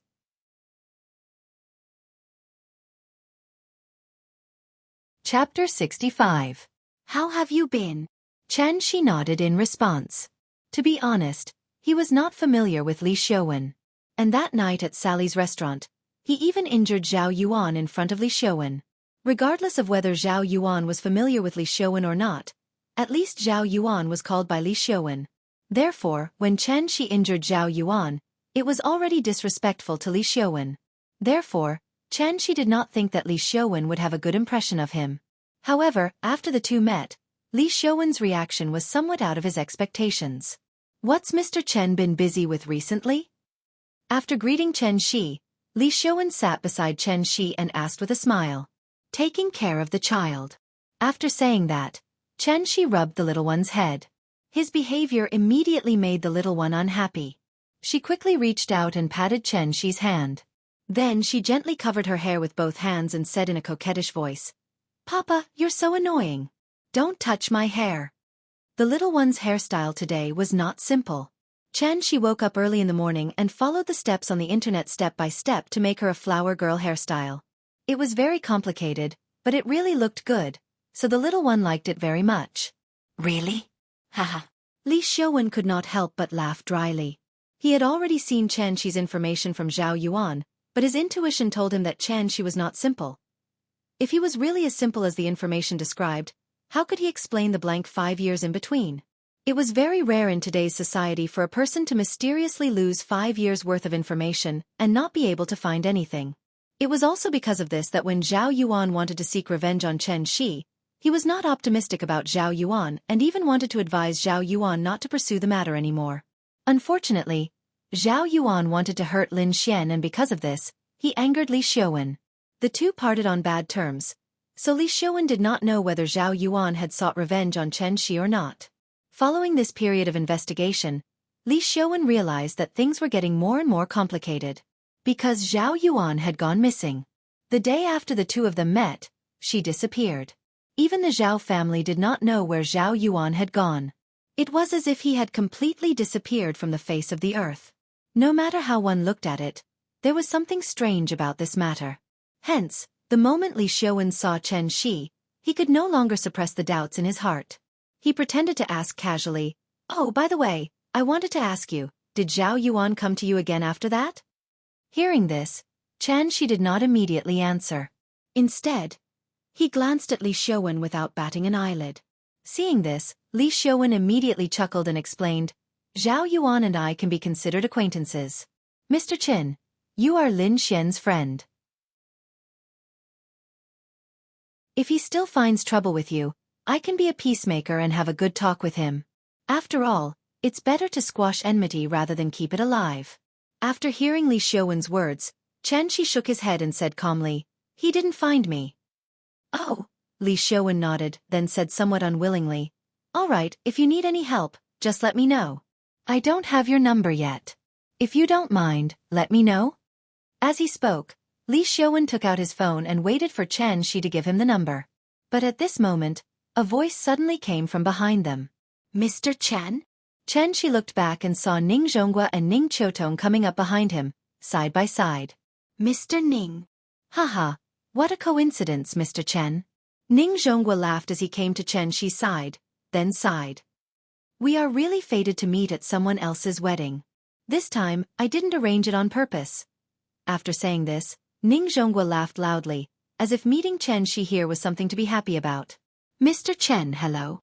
Ning Qiutong looked at Xianxi with a complicated expression, then lowered her head to greet him. She had already heard about Zhang Jiada from Ning Zhonghua, so she truly understood how powerful Xianxi was. Therefore, when she spoke, her tone and expression naturally carried a little bit of respect. Ning Zhonghua's sudden appearance caught Li Xiaowen off guard. They were all in the same circle, so how could he not know Ning Zhonghua and Ning Qiutong? He also had his own shipping company, but compared to the Ning family's ocean group, it was really a small business.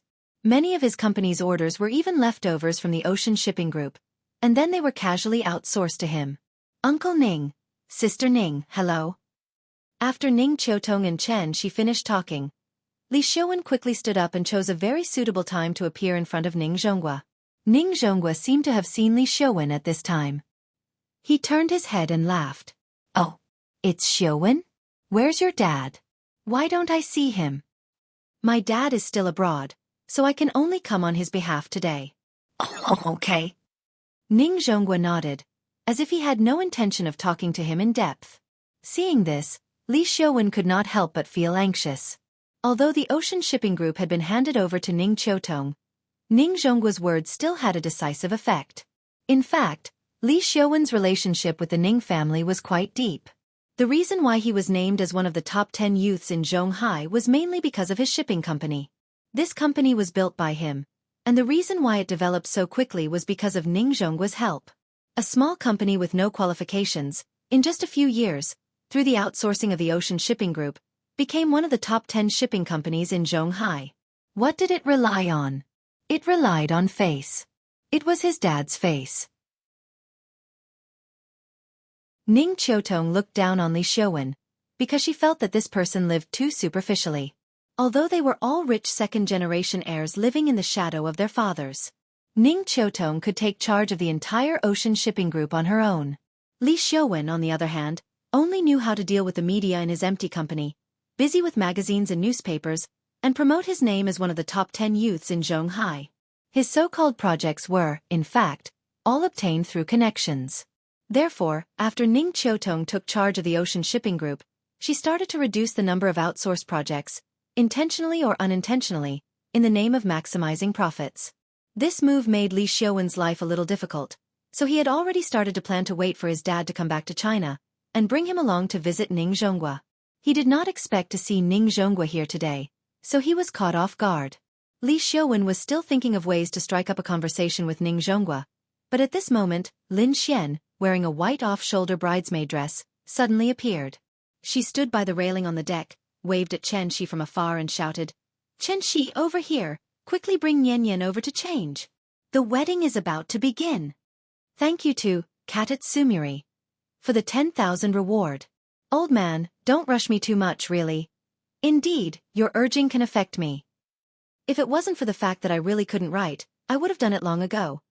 If I were to write the traditional face-slapping chapter of Yan being pushed down, I would write at least 10 chapters. The face-slapping wouldn't stop at all."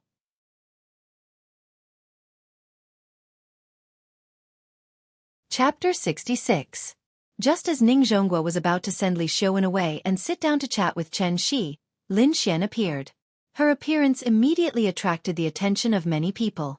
Lin Xian was very beautiful today. Although she had already put on the simplest bridesmaid makeup in order not to steal the bride's limelight and wore the simplest white dress, it still could not hide her beauty. "Excuse me, I'll excuse myself for a moment." Xianxia stood up, nodded slightly at Ning Zhonghua, and walked towards Lin Xian with the little fellow in his arms. "You go ahead, we'll talk later." Ning Zhonghua hurriedly stepped aside and gestured for him to go ahead. Li Xiaowen was confused by his actions. Looking at this situation, Ning Zhonghua's relationship with Xianxia was much better than he had imagined. Also, Li Xiaowen had a feeling.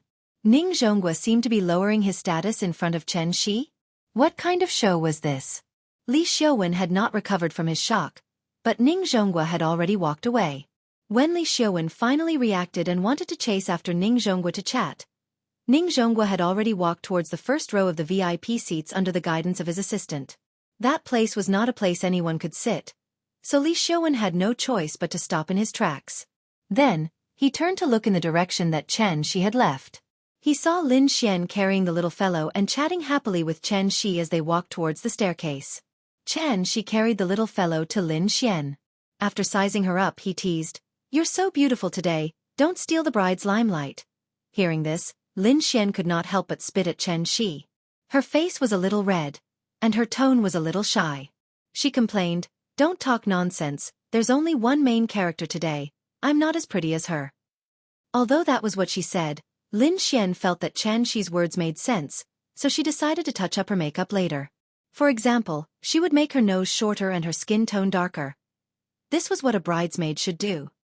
"Sister, hug." This was the first time the little fellow had asked her to hug him, so Lin Xian was stunned for a moment, and then quickly took the little fellow from Xianxia's arms. After she hugged the little fellow immediately wrapped his arms around her neck and leaned his head on her snow-white shoulders. The reason why the little girl was so enthusiastic was actually not because of the little dress that belonged to her. Girls liked beautiful things. Even children were no exception. Was not an exception. So after wearing it once yesterday, the little fellow was completely mesmerized. Because Lin Xian was dressed as the main bridesmaid, when the guests saw her, they would stand to the side and make way for her. At the same time, they would smile and nod at her. The two of them walked side by side on the deck for a while. After seeing that there were not many people around, Lin Xian pretended to be nonchalant and asked, "Who was that woman in black? Why do I feel like I've seen her before?" Xianxia thought for a moment before realizing that she was referring to Ning Qiutong, so he introduced her. "She's Ning Qiutong, Li Xiaowen also knows her, so I guess you've seen her before." Hearing this, Lin Xian was silent. When she sent Xianxia home that day, she saw some things with her own eyes. In order to see the woman's face clearly, Lin Xian especially waited until the woman left before leaving. So she could not be wrong. The woman in the black dress was the woman who suddenly knelt in front of Xianxia that night. After thinking for a while, Lin Xian continued to ask, Li Xiuwen's friends are not ordinary people. Didn't you just return to Zhonghai? How did you get to know them? Because of a misunderstanding, I became friends with his father, so I went to their house a few times. After hearing his words, Lin Xian secretly glanced at Chen Shi. He was not telling the truth. But since Chen Shi did not want to say, she naturally did not ask any more. Thinking of this, she could not help but snort lightly, and then did not want to talk to Chen Shi anymore. Carrying the little fellow, she quickly walked into a room around the corner. Wait here, I'll bring her to change. Okay. Bam. The sound of the door closing was a little loud. Chen Shi did not seem to notice Lin Xian's strange behavior. After seeing her close the door, he stood by the railing and looked down at the scenery below. After waiting for a while, Lin Xian still had not come out, but the sound system on the cruise ship rang. The band on the top deck began to play. The string quartet performed a soothing and melodious classical music. After the guests on all levels of the cruise ship heard the music, they stopped the noise and sat quietly in their seats, waiting for the wedding to begin. About 10 minutes later, the cruise ship set sail with a deep and drawn-out whistle. The flower girl was not the bridesmaid, so the cuter the better.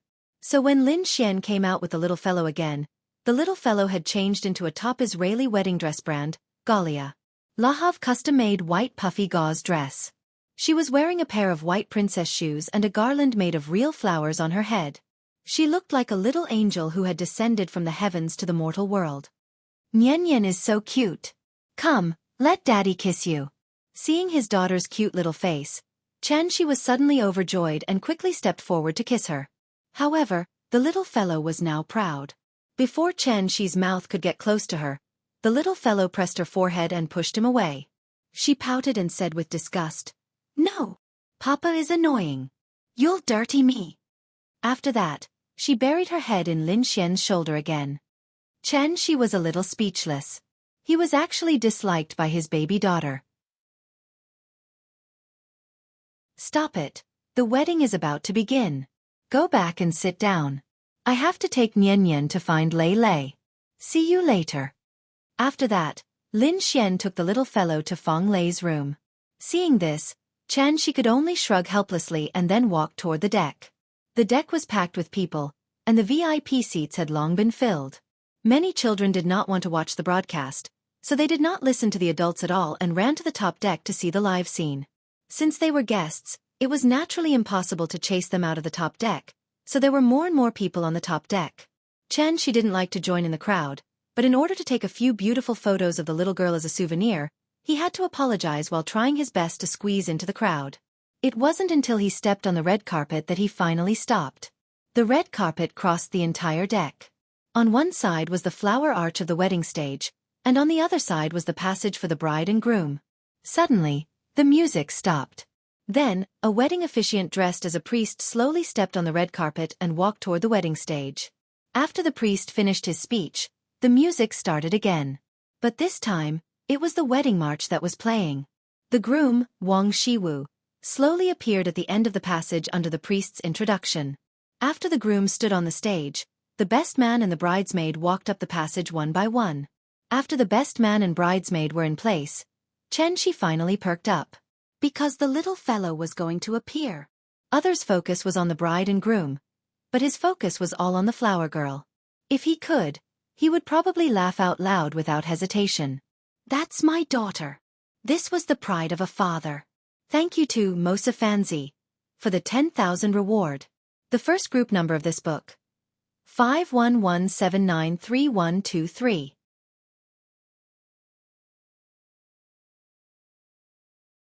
Chapter 67. Chen Shi looked at the entrance of the passage nervously. Suddenly, the little girl appeared. She was like a cute little angel, wearing a white fluffy gauze dress, and suddenly appeared in front of everyone's eyes. The little girl's expression was a little nervous, and her little face was very tight. Perhaps she didn't expect there to be so many people here. This was the grandest occasion she had ever experienced in her life. The red carpet in front of her led to the wedding stage, and both sides were densely packed with people. The little girl was only a little more than a meter tall, so the adults on both sides were like two high palace walls, blocking all of her sight. As far as she could see, she could only see the other side of the stage from the end of the red carpet. Because there were too many people, she couldn't see where Papa was, and she couldn't help but feel more nervous. She thought this was a fun thing to do. But it wasn't until she stood here that she realized everything was different from what her sister said. Then, the little girl's mind went blank because of nervousness. Whose child is this? So cute. That's right. If only my daughter was as beautiful as her. This young lady is truly a great beauty in the making. Look, our family is blushing when looking at this girl. Brat, how old are you? Xianxia stood in the crowd, listening to everyone talking about the little girl who suddenly appeared, and suddenly felt very proud. He slightly turned his body, hoping that the little girl could see him. But because there were too many people, the little girl didn't notice him. The little girl stood at the entrance of the passage for at least 5 seconds. At this time, a staff member of the wedding company quietly urged her behind. Nian, go, just walk to the stage on the opposite side. The little girl tilted her head and glanced at the staff member. After taking a deep breath, she slowly took the first step. She sprinkled flowers every 3 steps, and before she reached the end, she had to sprinkle all the petals in the basket. This was her task. It sounded very simple, and during the rehearsal last night, she had easily walked through it twice. But when it was actually carried out, the little girl found that she actually forgot how to walk. How should she walk? It was just like writing a word. After writing it, he felt that the word shouldn't be like this. The little fellow's feet were very stiff, and he even began to wonder how far he should take each step. When Xianxia saw her expression, he knew that she was nervous. A 4-year-old child walking alone on the red carpet under the watchful eyes of thousands of people. One could imagine how much pressure she was under right now. Xianxia kept waving at her, but the little girl didn't even look at him and kept walking forward. Seeing this, Xianxia immediately kicked the big cat sitting at his feet and whispered, "Go to the front and lead the way for her, but don't walk on the carpet." The big cat was very smart. It immediately understood what Xianxia meant, so it immediately jumped in the direction of the little guy. The little guy was short to begin with. When he saw the big cat running over from the side of the carpet, he immediately noticed it. Meow! The big cat softly called out to the little guy. This made the little guy's heart calm down a lot, and her footsteps finally became more natural. She walked towards the stage while scattering flowers, and the big cat was 1 or 2 meters in front of her, leading her along the red carpet. Maybe it was because all her attention was on the big cat, so when the little guy passed by Xianxia, she didn't even hear Xianxia calling her. After walking about 2/3 of the way, the little guy's tense little face finally showed a natural smile, and it was obvious that she had relaxed a lot. But at this moment, an accident happened. Just as the little guy was counting her steps and scattering flowers as she walked, she suddenly lost her balance and fell heavily to the ground. As if replaying the scene from yesterday, the way she fell was exactly the same as yesterday. But this time, the big cat didn't cover her in time. Amidst the exclamations of the crowd, the little guy fell heavily to the ground, and the petals in the flower basket scattered all over the ground. And her sudden fall was instantly shown to everyone through the broadcast on the big screen. Meow! When the big cat heard the movement, it immediately turned around and ran to Nian's side. Xianxia also reacted and wanted to go forward to help her up. But after hesitating for a moment, Xianxia chose to call back the big cat, and at the same time, he transmitted his voice to Nian. "Baby, don't be afraid. Stand up. Daddy is behind you. Stand up and be brave. You've already walked so far. Stand up and keep walking. Just hold on a little longer, and you'll reach the end." Perhaps it was because of Xia's voice transmission, the little guy finally came back to his senses.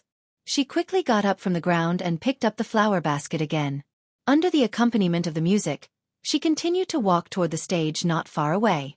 Although this fall didn't hurt her skin, it did hurt a little. So, the little guy could only limp towards the stage. At this time, Lin Xian also walked to the bottom of the stage, stood at the end of the red carpet, and opened his hands to wait for her arrival. But unfortunately, she hadn't finished walking, but there were no more petals in the flower basket. The little guy remembered her mission, so even if there were no more petals, she still made the gesture of sprinkling the flowers. Although it was only air that was sprinkled, as she walked, the little guy's tears suddenly fell. Just like that, She silently walked on the red carpet while crying. The cameraman was very smart. After the little guy fell, he immediately moved the camera to the bride, who was about to appear at the end of the aisle. Finally, Nian Yan walked to the front of the stage. Lin Xian hugged her, then carried her around to the temporary lounge behind the stage. The moment they left, the crowd on the deck suddenly burst into loud cheers. The bride appeared, and the scene of her falling, no one seemed to have seen at all. In the lounge, Lin Xian put the little guy on a chair, then gently wiped away her tears. "Baby, does it hurt? Don't cry, it's okay." The little guy didn't cry out loud. But at this moment, she finally couldn't hold it in anymore. Just as Lin Xian was showing concern for her, the little guy suddenly jumped into Lin Xian's arms, then cried out in a sobbing voice. "Sister, I'm sorry, I screwed up." It's okay baby, you've already done very well, don't cry, don't cry." Lin Xian hugged the little guy tightly, constantly comforting her. She was very sad and blamed herself, so she kept repeating, I'm sorry, I'm sorry." At this moment, Chen Shi finally rushed over.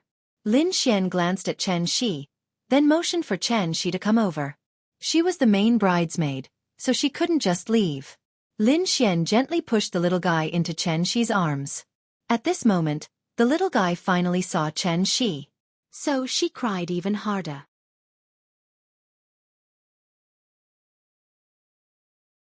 Chapter 68. Well baby, don't cry. Chen Shi gently patted the little fellow on the back, and then gently comforted her. It's normal to fall. You don't have 4 legs like the big cat. Daddy often falls down. Didn't you fall down once yesterday? Why didn't you cry yesterday, but today you cry like a little kitten? Hearing this, the little fellow raised her head from Chen Shi's arms, and then sobbed and sadly blamed herself. It's my fault. I was the flower girl for my sister, but I fell down and the petals were all gone. I'm so sad. I'm so sad. The more the little fellow spoke, the sadder she became, and her snot and tears could not stop flowing. Chen Shi quickly took out a few pieces of paper and wiped her face. Then he held the little fellow in his arms and comforted her. It's okay, it's okay. Sister won't blame you, and Daddy won't blame you. It's not terrible to fall down. What's terrible is not having the courage to stand up, understand? The little fellow did not speak, but her crying was much softer. Seeing this, Chen Shi gently patted her on the back again and said softly, You're still young, and you'll definitely encounter different kinds of difficulties in the future. Remember Daddy's words, don't be afraid when you encounter difficulties in the future, and don't cry, but face them with strength and courage. In this way, you won't fall in the same place for the second time, okay? It seemed that his comforting words were effective. The little fellow lay in his arms and gradually stopped crying. On the stage, separated by a wall, the bride and groom said, I do to each other under the inquiry of the officiator. Behind the stage, the little fellow lay in Chen Shi's arms, nodded gently and said, Okay. The cruise ship slowly sailed away, and several seagulls flew over the cruise ship. Suddenly, there was an earth-shattering cheer on the cruise ship. That was the heartfelt blessing of everyone to the newlyweds. The ceremony was over, and the host asked everyone to move to the dining room through the sound system. Then, Lin Xian rushed to the lounge in a hurry. She turned the corner, and just as she entered the lounge, she saw Chen Shi standing on the bow of the ship, holding the little fellow's arms with both hands and holding her high in the air. Papa, I'm flying. Woo woo, I'm flying. The cruise ship cut through the waves like a pair of scissors, cutting a long crack in the sea. The little fellow was suspended in mid-air, but after looking down at the sea beneath her feet, she wasn't afraid at all. Instead, she was dancing with excitement. Chen Shi, what are you doing? Seeing this scene, Lin Xian was scared out of her wits. She hurriedly ran to Chen Shi's side to take the little guy. What kind of father are you? Do you know how dangerous this is? This was a cruise ship. If you fall down, you'll immediately be smashed to pieces. After hugging the little fellow tightly in his arms, Lin Xian glanced below the bow with lingering fear. Then, he gave Chen Shi a fierce kick. But Chen Shi's leg felt like it was made of iron, and her high heels were already squeezing her toes tightly. This bump caused her foot to hurt like hell. Therefore, she couldn't help but curse angrily. F***CK. Chen Shi looked at her helplessly. Just as he was about to explain, Lin Xian had already carried the little fellow and walked quickly to the restaurant. Hey, that's my daughter. Get lost. How can you take care of your daughter like this? Xianxia stood at the bow of the ship and shouted helplessly. However, what responded to him was Lin Xian's angry roar. In Restaurant 1. Father Feng invited Ning Zhonghua to take a seat. The people at this table were not relatives or friends. They were all well-known rich and powerful people in Zhonghai. Ning Zhonghua exchanged a few pleasantries with Father Feng, then greeted some of his acquaintances who were already at the table. Then he quietly called Ning Qiutong and ordered, "Go find Mr. Chen and see if you can invite him over." Hearing this, Ning Qiutong couldn't help but frown and ask, "He's not even a member of this circle. Is it appropriate for us to invite him over?" As she spoke, she motioned for Ning Zhonghua to look at Father Feng, the host. "Listen to Dad, go. Being on good terms with him will do us no harm. No matter how rich we are, we need to be alive to spend it, right? Mr. Chen is a hidden expert, but as long as he is willing to do something, then there will be a day when his name will spread far and wide. When that time comes, they won't go directly to Mr. Chen. They will have to go through me. Do you understand what I mean?" "I understand, but I don't think he will come."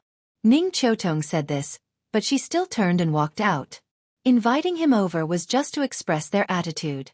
As for whether he would come or not, that was another question. Ning Qiutong walked slowly from the deepest part of the venue to the door, carefully scanning the guests at each table. Finally, she found Xianxia in a corner. Lin Xian was the main bridesmaid, so after carrying the little girl into the dining room, she had to return the little girl to Xianxia. Then, she changed into the toast dress with Feng Lei. Xianxia's table was very interesting. It seemed to be a table for women and children. At the 12 tables, he was the only man. The others were all women and children. Ning Qiutong stood not far away, listening to Xianxia and a few women talking about children's education. She couldn't help but feel a little absent-minded. 100,000 yuan was not even enough for her to buy a bag. It was also because of this 100,000 yuan that she almost killed Ning Zhonghua. Therefore, after this incident, Ning Qiutong's personality changed a lot. In the past, she was the female president who had just taken charge of the Ocean Group. Her whole body exuded a sharp aura, like a sharp blade. Her imposing manner was enough to make everyone unconsciously bow their heads in front of her. She always meant what she said. As long as she made a judgment, she would absolutely believe in her own judgment. It wasn't until that day, when she helplessly knelt in front of Xianxia, that she finally realized where she had gone wrong. Maybe this was a good thing. She was born with a silver spoon in her mouth. After all, she had to go through some things to transform and become more perfect. After hesitating for a moment, Ning Qiutong came behind Xianxia and said softly, "Mr. Chen." Xianxia looked back and saw that it was Ning Qiutong, so he asked, "Miss Ning, what's the matter?" "My father wants to invite you to his table. Do you think it's okay?" Ning Qiutong pointed to the deepest part of the venue. Seeing this, Xianxia immediately shook his head and said politely, "No, it's okay. I have a child here, so it's not that troublesome." Okay, take your time." After Xianxia rejected her, Ning Qiutong didn't say anything more. She nodded at him gently and went back. After Ning Qiutong left, a woman next to Xianxia asked with a smirk, "Young man, who's that girl?" "She's pretty." "A friend," Xianxia replied politely. "A friend? You have such a beautiful female friend?" The woman didn't seem to believe it. Before Xianxia had time to explain, she said with a smirk, "That bridesmaid is also your friend, right?" "Qu'est-ce. Young people these days are amazing." Her words, which were full of meaning, immediately caused the other big sisters at the table to laugh. Seeing this, Xianxia could only smile and say, "She's really a friend." "Don't tell me you all think that there's no such thing as a simple friendship between a man and a woman?" "No." Hearing this, the big sisters immediately replied in unison, "You guys are so shallow." After saying this, Xianxia also laughed with them. The women were just joking, so Xianxia didn't take it to heart. Because in reality, his relationship with Ning Qiutong could not even be considered as a friend.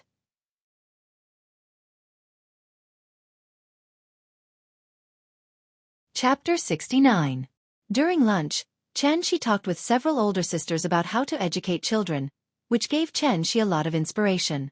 For example, Don't hold the child all the time, and let her walk around more. Children must walk more, and walking is good for joint development. At the same time, exercise will also increase the child's lung capacity. The stronger the respiratory organ, the stronger the vitality naturally. In addition, more sun exposure to prevent osteoporosis, which is conducive to the healthy growth of children. Although there was Chen Shi, and Yanyan's body absolutely could not have any problems, the older sister's advice was still very pertinent. These older sisters were also experienced. In just the time it took to eat a meal, they could see how much Chen Shi doted on the little guy, so they earnestly advised him to learn how to properly refuse. It was good to spoil his daughter, but he couldn't spoil her too much. Blindly spoiling and doting would harm the child. The cruise ship was still in the process of cruising, and would not return until dinner. So after lunch, Chen Shi took the little fellow back to the suite and let the big cat play hide-and-seek with the little fellow in the room. And he turned on the TV to watch Where Are We Going, Dad? This was also the older sister's advice. Otherwise, Chen Shi would not have known that there was such a variety show about parent-child interaction in the world. Some of the children were older than Yan, and some were younger than her. As soon as the theme song was played, the little fellow had already heard the sound and ran over. Then she sat next to Chen Shi with the big cat in her arms and watched with him. After watching for a while, the little fellow pointed to a little boy who was being difficult on the TV and giggled. "Papa, that brother is so silly. He's crying, so shameful." Looking at her complacent look, she had probably forgotten that she was crying in the morning. Hearing this, Chen Shi couldn't help poking her little face and said with a smile, "You know how to be shy, then don't be like this brother in the future, crying all the time." "I'm not going to cry." The little fellow was still so proud. The father and daughter chatted and joked while watching TV. At this time, a knock suddenly sounded. "Sister is here. I'll open the door." Lin Xian said that she would come and play with her after she was done, so the little girl immediately jumped off the sofa and ran to open the door. However, when she opened the door, she didn't see Sister Lin Xian, but the uncle she had seen a few times before. "Uncle, who are you looking for?" The little fellow stood behind the door and poked her head out, asking knowingly. Standing outside the door were Ning Zhonghua and Ning Qiutong. They had met this morning. Ning Zhonghua lowered his head and glanced at her. He knew that the little fellow was pretending to be strange, so he laughed and said, "Little darling, I'm here to find your father. Can you let us in?" "Oh." The little fellow nodded but did not move aside. Instead, she looked back at Chen Shi in the room. Chen Shi had heard the movement at the door, so he sat up and waved to her, motioning her to come back.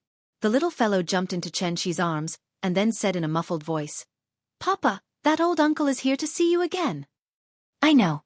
Chen Shi pinched her little face and then shouted to the door, "Mr. Ning, the child is not sensible. Please come in." Hearing this, Ning Zhonghua gently pushed the door open, then looked at Chen Shi and laughed. "Mr. Chen, am I disturbing you?" "It's all right. Please sit down." Chen Shi pointed to the sofa next to him. After they sat down, he asked, "What can I do for you?" Ning Zhonghua smiled. After sorting out his words, he slowly said, "When we were eating just now, I talked to a few friends about you. You don't mind, do you?" Chen Shi shook his head with a smile and replied, "It's all right. I don't mind." That's good, that's good." Ning Zhonghua nodded and seemed to be relieved, so he continued, "After one of my friends heard about your medical skills, he asked me to ask you if you can completely cure his diabetes." Diabetes. Hearing this, Chen Shi couldn't help but feel a little dumbfounded. He suddenly knew that Ning Zhonghua had bragged about his magical skills outside. "It can't be cured?" Ning Zhonghua carefully probed. "It can be cured." Chen Shi nodded. After glancing at Ning Zhonghua, an idea popped up in his mind. So he slowly said, "Diabetes is not a terminal disease. As long as you take the pill I gave you last time, you will naturally be cured, but..." Here came the point. Seeing this, Ning Zhonghua immediately leaned forward slightly, looking like he was all ears. Chen Shi raised a finger and smiled. 1 million per pill, and the actual effect is not as good as the one you took before. Some difficult diseases may require a few more pills." After saying this, he looked at Ning Qiutong thoughtfully. Of course, Ning Qiutong knew why Chen Shi was looking at her, so her whole pretty face immediately blushed. She was a little embarrassed and quickly said, "I'm sorry, Mr. Chen. I really didn't recognize you before. Don't say any more, it's all in the past. Xianxia smiled and interrupted her, then continued to say to Ning Zhonghua, there are a few diseases that my pills can't cure. In Chinese medicine, I can't cure the 4 major syndromes of wind, tuberculosis, and diarrhea. In Western medicine, I can't cure AIDS, cancer, leukemia, rheumatoid arthritis, and amyotrophic lateral sclerosis, which are listed as the world's 5 most difficult diseases in the world by the World Health Organization. As for other diseases such as diabetes and cirrhosis, if you take a few more pills, you can slowly recover. In fact, it was not that he couldn't cure these so-called terminal diseases, but that they were too troublesome. These terminal diseases either involved cellular lesions or the central nervous system. If he wanted to cure them completely, in addition to taking immortal medicine, Xianxia also had to use his true essence to carefully comb the patient's body. For the current him, the burden and consumption were a little too great. After listening to Xianxia's words, Ning Zhonghua nodded repeatedly and said, yes, Mr. Chen, 1 pill from you can guarantee that the disease will be cured. It's 10,000 times better than going to the hospital and constantly tormenting. That's it. Come to me the day after tomorrow, and I'll give you 10 pills first. Okay, then we won't bother you. Take a seat. After Ning Zhonghua and Ning Qiutong gently closed the door and left, the little fellow came to Xianxia and asked in a sweet voice, Papa, can you cure diseases? Of course. Didn't Papa just cure you yesterday?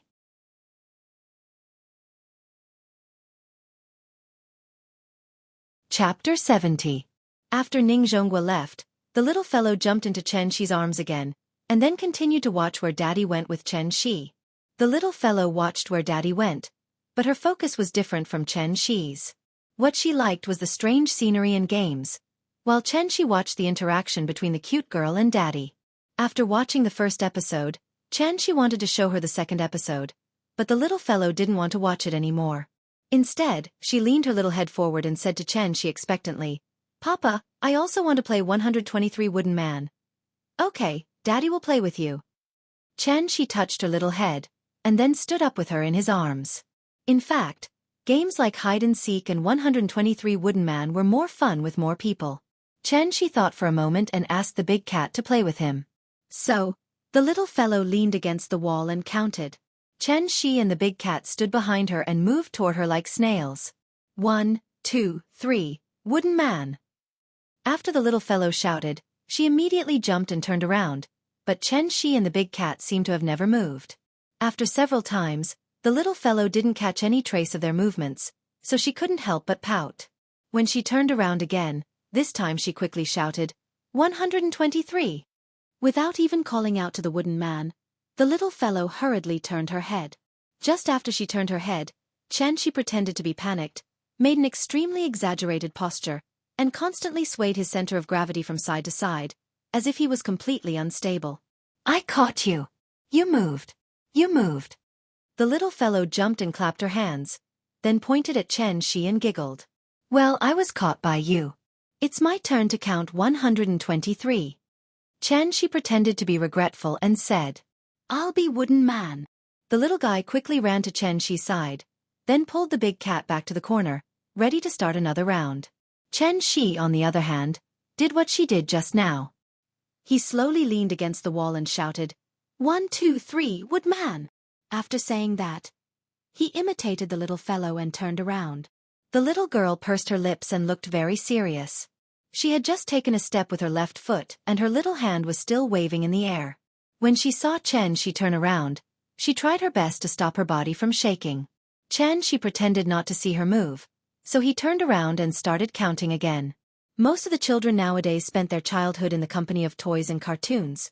It wasn't that they didn't like to play games such as 123 Wooden Dummies, hide and seek, but because there was no one to play with. Xianxia was very patient. As long as the little girl was happy, he could play with her all day. So when Lin Xian finished everything and came to find them, the father and daughter were still playing 123 wooden dummies in the room. Xianxia didn't know why the relationship between the little fellow and Lin Xian had improved by leaps and bounds. Lin Xian was just an ordinary big sister in the eyes of the little fellow, but after attending Feng Lei's wedding, the little fellow began to like Lin Xian very much. So when she heard the knock on the door, she ran to open it excitedly. This time, it was Lin Xian standing outside the door. When Lin Xian saw that she was sweating profusely, her first reaction was to take her to the bathroom and wash her face with a hot towel. What are you playing? Are you having so much fun? 123 wooden dummies. It's so fun. After Lin Xian washed her face, the little fellow's whole face was still red, looking like a ripe apple. Have you been playing for a long time? Are you tired? Tired. But it's fun. Lin Xian gently tapped the tip of her little nose, then carried her out of the bathroom. Drink some water. Children need to drink more water. After pouring a glass of water for the little fellow and letting her gulp it down, Lin Xian looked at Xianxia and praised, "When a man takes care of a child, not many are as patient as you." Hearing this, Xianxia suddenly smiled and said, "This is my daughter. If I don't have patience for her, who will?" Lin Xian smiled and didn't say anything. Then she took the bouquet she brought and handed it to the little fellow. "Big sister brought you a bouquet of flowers. Do you like it?" I like it. "It's so beautiful. It smells so good." The little fellow took the bouquet and smelled it, then suddenly smiled happily. She had seen this bouquet yesterday, but Lin Xian didn't allow her to touch it. She didn't expect that she would give it to her today. At this time, she said thoughtfully, "This is the bride's bouquet, right? I heard that after the bridesmaid receives the bouquet, it's best to dry it and leave it at home for a good omen. If you give it to her like this, I'm afraid this bouquet won't live past tonight." "I don't believe in that." Lin Xian shook her head and pinched the little fellow's little face, then looked at Xianxia thoughtfully and said, "Happiness isn't given by others, it's fought for by oneself." "That's insightful." Xianxia gave her a thumbs up, then continued to smile and said, "Yesterday I heard from Feng Lei that you seem to have been single all this time? Since happiness is fought for by oneself, why don't you fight for it? This woman is an old lady after 28, she can't be single forever, right?" Hearing this, Lin Xian's expression changed, as if she was a little angry. "It's none of your business." Her voice wasn't loud, and after she finished speaking, she turned her head and played with the little fellow. It seemed that she didn't want to talk to Xianxia anymore. Seeing this, Xianxia could only smile awkwardly and quickly apologize to her. "Sorry, I said too much." "Humph." Lin Xian snorted softly, but still didn't say anything. The atmosphere was a little awkward. Xianxia looked at the TV and didn't dare to say anything more. After Lin Xian played with the little fellow for a while, she seemed to have calmed down. She turned her head again, looked at him and asked, "After dinner, the cruise ship will go out to sea again and will return the day after tomorrow. You are going to stay until the day after tomorrow?" "I'm going to take her back later. We've been out for a few days, it's almost time to go back to kindergarten." Lin Xian was stunned for a moment, as if she didn't expect them to leave so soon, so she immediately became a little anxious and said quickly, "It's rare to have such an opportunity, why don't you stay for a few more days? Now the country is advocating to reduce the burden. The child is only 4 years old, there's no need to send her to kindergarten in such a hurry, right?" Xianxia was choked by her words. After thinking about it, he replied seriously, "I mainly want her to develop a habit. She's more than 4 years old, so the sooner she gets used to the school environment, the faster she can adapt to primary school in the future. But there's no need to rush in these 2 days, right? She's only 4 years old. You're suppressing a child's nature. Besides, she's only in the middle class, right? Most of the time she goes to kindergarten, she's just playing with the teacher." After saying that, Lin Xian looked at the little fellow and asked, "Nian Nian, do you want to play on the cruise ship for 2 more days? Sister will take you to the children's park, you haven't been there yet, right?" I want to go. "I want to go to the children's park." When it came to playing, the little fellow immediately became excited and wanted to stand up with a bouquet of flowers. Lin Xian hugged the little fellow and glanced at Xianxia as if to show off. Seeing this, Xianxia could only shake his head and smile bitterly. "I only applied for 7 days of leave from the teacher, today is already the 7th day. Give me the phone, I'll talk to the teacher."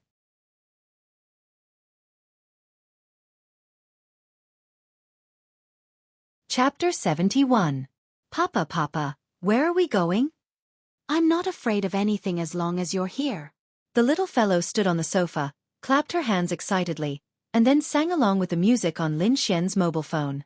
However, after the little fellow finished singing, Xianxia didn't continue singing, so she was immediately unhappy. She stood on the sofa and stomped her feet, and then said loudly, "Papa! You don't want to play with me anymore." Hearing this, Xianxia smiled bitterly and said quickly, Okay, let's sing again. Papa will sing with you." She had sung 5 times, and she could only sing 2 lines each time, but she still enjoyed it. It wasn't that Xianxia couldn't sing.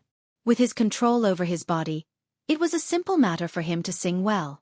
However, he always felt a little embarrassed, especially when Big Cat and Lin Xian were also listening. It felt weird. At this time, Lin Xian also paused the music. She played the music again, and then shouted to Xianxia, "It's a good thing that the child is willing to learn to sing. You should cooperate with her." "Okay, I'm wrong. Let's sing again. Papa will sing with you." The prelude sounded. The little fellow didn't learn English, so she didn't know what they were talking about. The main song was not as catchy as the chorus, so she couldn't remember it after listening to it several times. She could only muddle through with it. Finally, the chorus came. Before the music on the mobile phone started, the little fellow was already shouting, "Papa, Papa, where are we going?"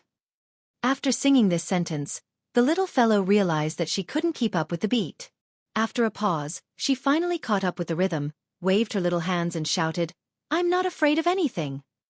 After singing, the little fellow looked at Xianxia with some expectation. Baby, I'm your big tree. I'll accompany you to watch the sunrise for the rest of my life." Xianxia caught it accurately, which made the little guy immediately jump from the sofa happily, and then directly rushed into Xianxia's arms. Daddy, where are we going?" Hee. The song "Where Are You Going, Daddy" played on a loop. After singing a few more times, under the organization of the little fellow, the game of 123 wooden men started again. But this time, there were 3 wooden men. It was time for dinner. The little girl walked in the middle, holding Xianxia's hand in one hand and Lin Xian's hand in the other. From time to time, she would suddenly lift her legs and let them carry her. After they walked into the restaurant, they randomly chose a table and sat down. The little girl was still singing, "Where's Daddy?" At this time, Wang Lu, who was not far away, noticed them. She quickly used her elbow to lightly nudge Li Xiaowen beside her, indicating for him to look over there. After watching for a while, Li Xiaowen's expression became uglier and uglier. Lin Xian and Xianxia have known each other for a long time. The relationship between them has always been very good. Wang Lu saw his expression and immediately knew what he was thinking, so she quickly said, "Why don't we go over and say hello?" "Let's go." Hearing this, Li Xiaowen immediately got up and walked over. Wang Lu quickly carried her bag and followed behind him. "Xianxia, Mr. Chen, you don't mind, right?"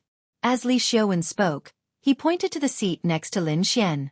Because it was just dinner time, many guests had not yet arrived at the restaurant, so Xianxi's table was completely empty. Lin Xian's attitude towards Li Xiaowen was still the same as before.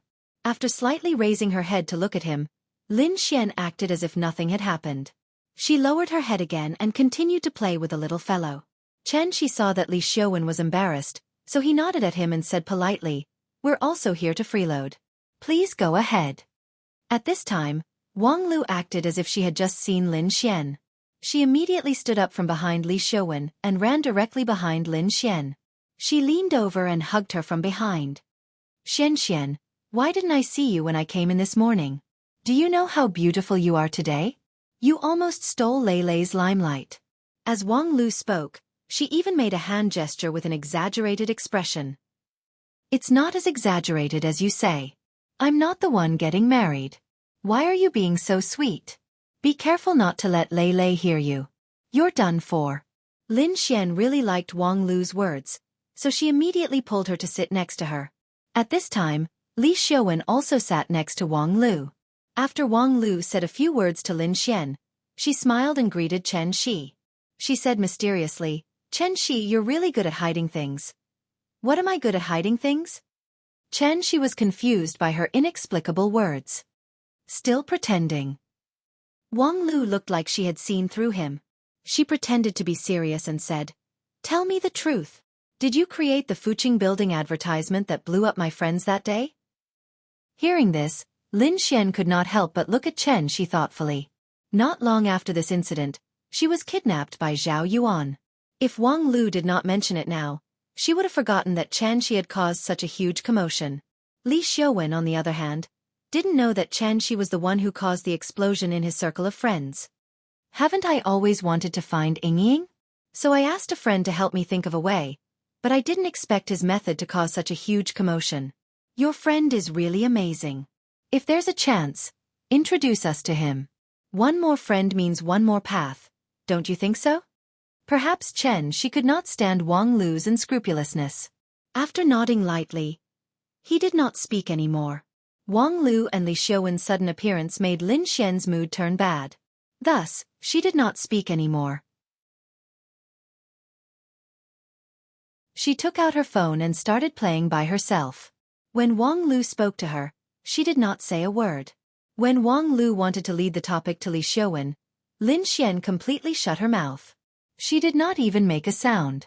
He had already said so much, but Lin Xian was still the same. Even Wang Lu felt a little bored.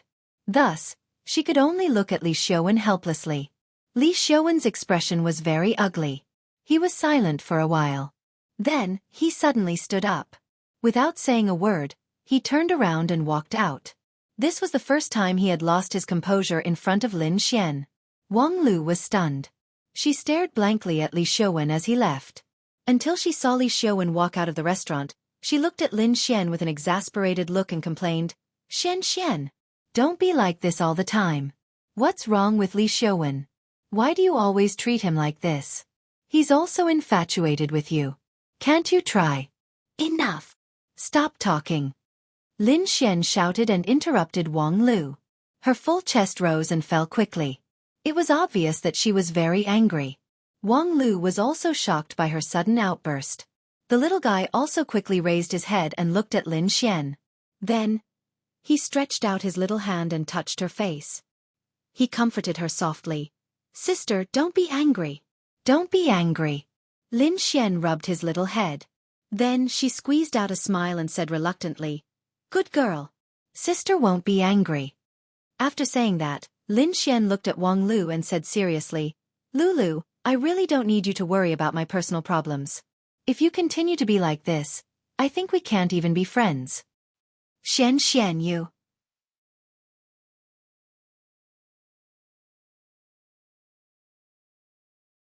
Chapter 72.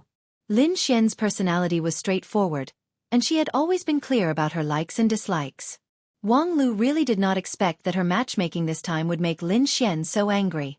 She had done this many times in the past. Why couldn't she do it this time? Wang Lu looked at the two of them in surprise, her eyes full of disbelief. Seeing this, Lin Xian immediately knew what she was thinking. Therefore, after calming down a little, Lin Xian shook her head, looked at Wang Lu and said seriously, Lulu, I really don't like Li Xiuwen. I beg you, don't interfere anymore, okay? Okay. Wang Lu looked at her with a complicated expression. Then she sighed heavily, as if she was lamenting. She said, Sit down, I'll go take a look at Li Xiuwen. No matter what, he's our family's breadwinner. I don't dare to order him around like you do. With that, Wang Lu got up and left. Lin Xian did not ask her to stay. In fact, other than being a gold digger, Wang Lu was good in other aspects, which was why Lin Xian had been friends with her for so many years. But it was a pity. The values of the two of them were too different, so until now, they could not be the closest friends. In the sea of life, how could one be so lucky? In such a big city, she could not find a single friend that she could confide in. Sometimes, when she thought about it, perhaps she felt a little sad. After Wang Lu left, Lin Xian looked at the table in front of her with unfocused eyes, and no one knew what she was thinking. Xianxia waited for a while, and seeing that she was not in a good state, he asked softly, What's wrong? After hearing Xianxi's voice, Lin Xian seemed to have been woken up from a dream. She shook her head and said with a smile, Nothing. Okay. Seeing that she had something on her mind, Xianxia motioned for the little guy to come over, and prepared to let Lin Xian be alone. The little guy climbed from Lin Xian's lap to Xianxi's lap. At this moment, Lin Xian suddenly said faintly, Xianxia. Xianxia held the little fellow in his arms and motioned for her to sit still. Then he asked, What's wrong? Lin Xian hesitated for a moment before asking in a seemingly casual manner, do you have any plans after this? What arrangement? I mean, other than taking care of the children, what other plans do you have for the future? Oh, I found out that the last time Yingying was seen was in Shangjing, so I'll be going to Shangjing soon. But I can't decide when and how long I'll be there. We'll talk about it when the time comes. You want to find her? Yes. At this point, Xianxia even gently patted the little fellows, but before he smiled and said, if it wasn't for this little fellow, I would definitely have gone long ago. Hearing this, Lin Xian couldn't help but ask anxiously, there's no news of her at all. How are you going to find her? I'll take my time to find her. Information and clues are all obtained through exploration. It's not something that can be found by waiting here every day. Then what about the child? You're going to find her. You can't take the child with you on the streets every day, right? That's why I said I'm not sure. Xianxia glanced at Lin Xian and said matter-of-factly, the child is already so old. I just came back. Of course, I have to spend some time with her first. As for when we'll go to Shangjing, we'll talk about it after a while. When the time comes, I'll take Nian Nian with me. We'll walk slowly and look carefully. Just treat it as a vacation. After hearing this, Lin Xian fell silent. After a while she asked softly, what if you can't find her? After saying this, Lin Xian was stunned for a moment. Then she panicked and quickly said, sorry, I jinxed it. I believe that you'll definitely find Yingying. Then I'll count on your auspicious words. Xianxia chuckled, as if he didn't notice Lin Xian's strangeness. The cruise ship went to sea again. More than half of the guests didn't leave. After all, a cruise ship trip was quite a rare thing. If they could play for free, of course they would enjoy it to their heart's content. Because the voyage was too short, the cruise ship could only cruise on the sea. There was no way to take them to experience the exotic scenery. But fortunately, there were many entertainment facilities on the cruise ship, so the guests could basically enjoy themselves to their heart's content. After the wedding, Lin Xian completely lost her role as the bridesmaid, so she simply moved to the room next to Xianxi's and played with the little guy all day long. From the children's park to the swimming pool, and then to the bowling alley. The little guy played the children's bowling ball for a while and felt a little dissatisfied, so he wanted to play the standard track. However, even the lightest bowling ball weighed 6 to 7 caddies. She huffed and puffed with great effort before she could lift it up. After she threw it out, the ball immediately fell into the side of the bowling alley. Even lifting the ball was a problem, let alone hitting the bowling pins. Lin Xian let her try a few times. She was afraid that the ball would hit her feet, so she coaxed her out of the bowling alley. In the evening, Lin Xian took him to the top deck to eat barbecue. The little guy pointed to the moon on the sea and sang loudly, "Where is Daddy going?" which immediately attracted the praise of the people around. Several children at the next table even sang with the little guy. The crisp and pleasant children's voice and the crashing waves complemented each other. The whole cruise ship seemed to be much happier. The next morning, after breakfast, Lin Xian took the little guy to the deck to bask in the sun. She had learned yoga, so she made a few simple movements and let the little guy follow her. The little guy sat on the yoga mat and tried his best to learn. She couldn't help but laugh at the silly look on his face. Later, Lin Xian gave him a spa treatment and went to the cruise ship's theater to watch a wonderful performance. Although she accompanied them throughout the 2 days, he was always like a little transparent. Lin Xian rushed to do everything, which directly led to the little guy's first reaction now was not to call her Papa, but to call her big sister. This also made she feel a little unaccustomed. The little guy seemed to like Lin Xian more and more. Maybe this was the difference between a man and a woman taking care of a child. After all, women were more attentive than men, and it was easier to win the child's favor. However, happy times were always short. Finally, the cruise ship returned to the port. And it was time for this trip to come to an end. On the dock. Until she got into the taxi, the little guy reluctantly let go of Lin Xian's hand. "Goodbye, big sister. I'll miss you." The little guy waved her hand vigorously, as well-behaved as when she said goodbye to her grandmother. "Goodbye, baby. I'll come to see you when I'm free." The car started. The little guy sat in the car, but kept looking back at Lin Xian who was still standing in the same place. Xianxia hugged her and gently patted her back, motioning her to sit still. Papa, I like big sister. The little guy laughed and gave Lin Xian the highest praise. Xianxia shook his head and did not say anything. The little guy happily sang, "Where is Daddy going?" which made the taxi driver couldn't help but praise, "Your daughter is so cute." Thank you.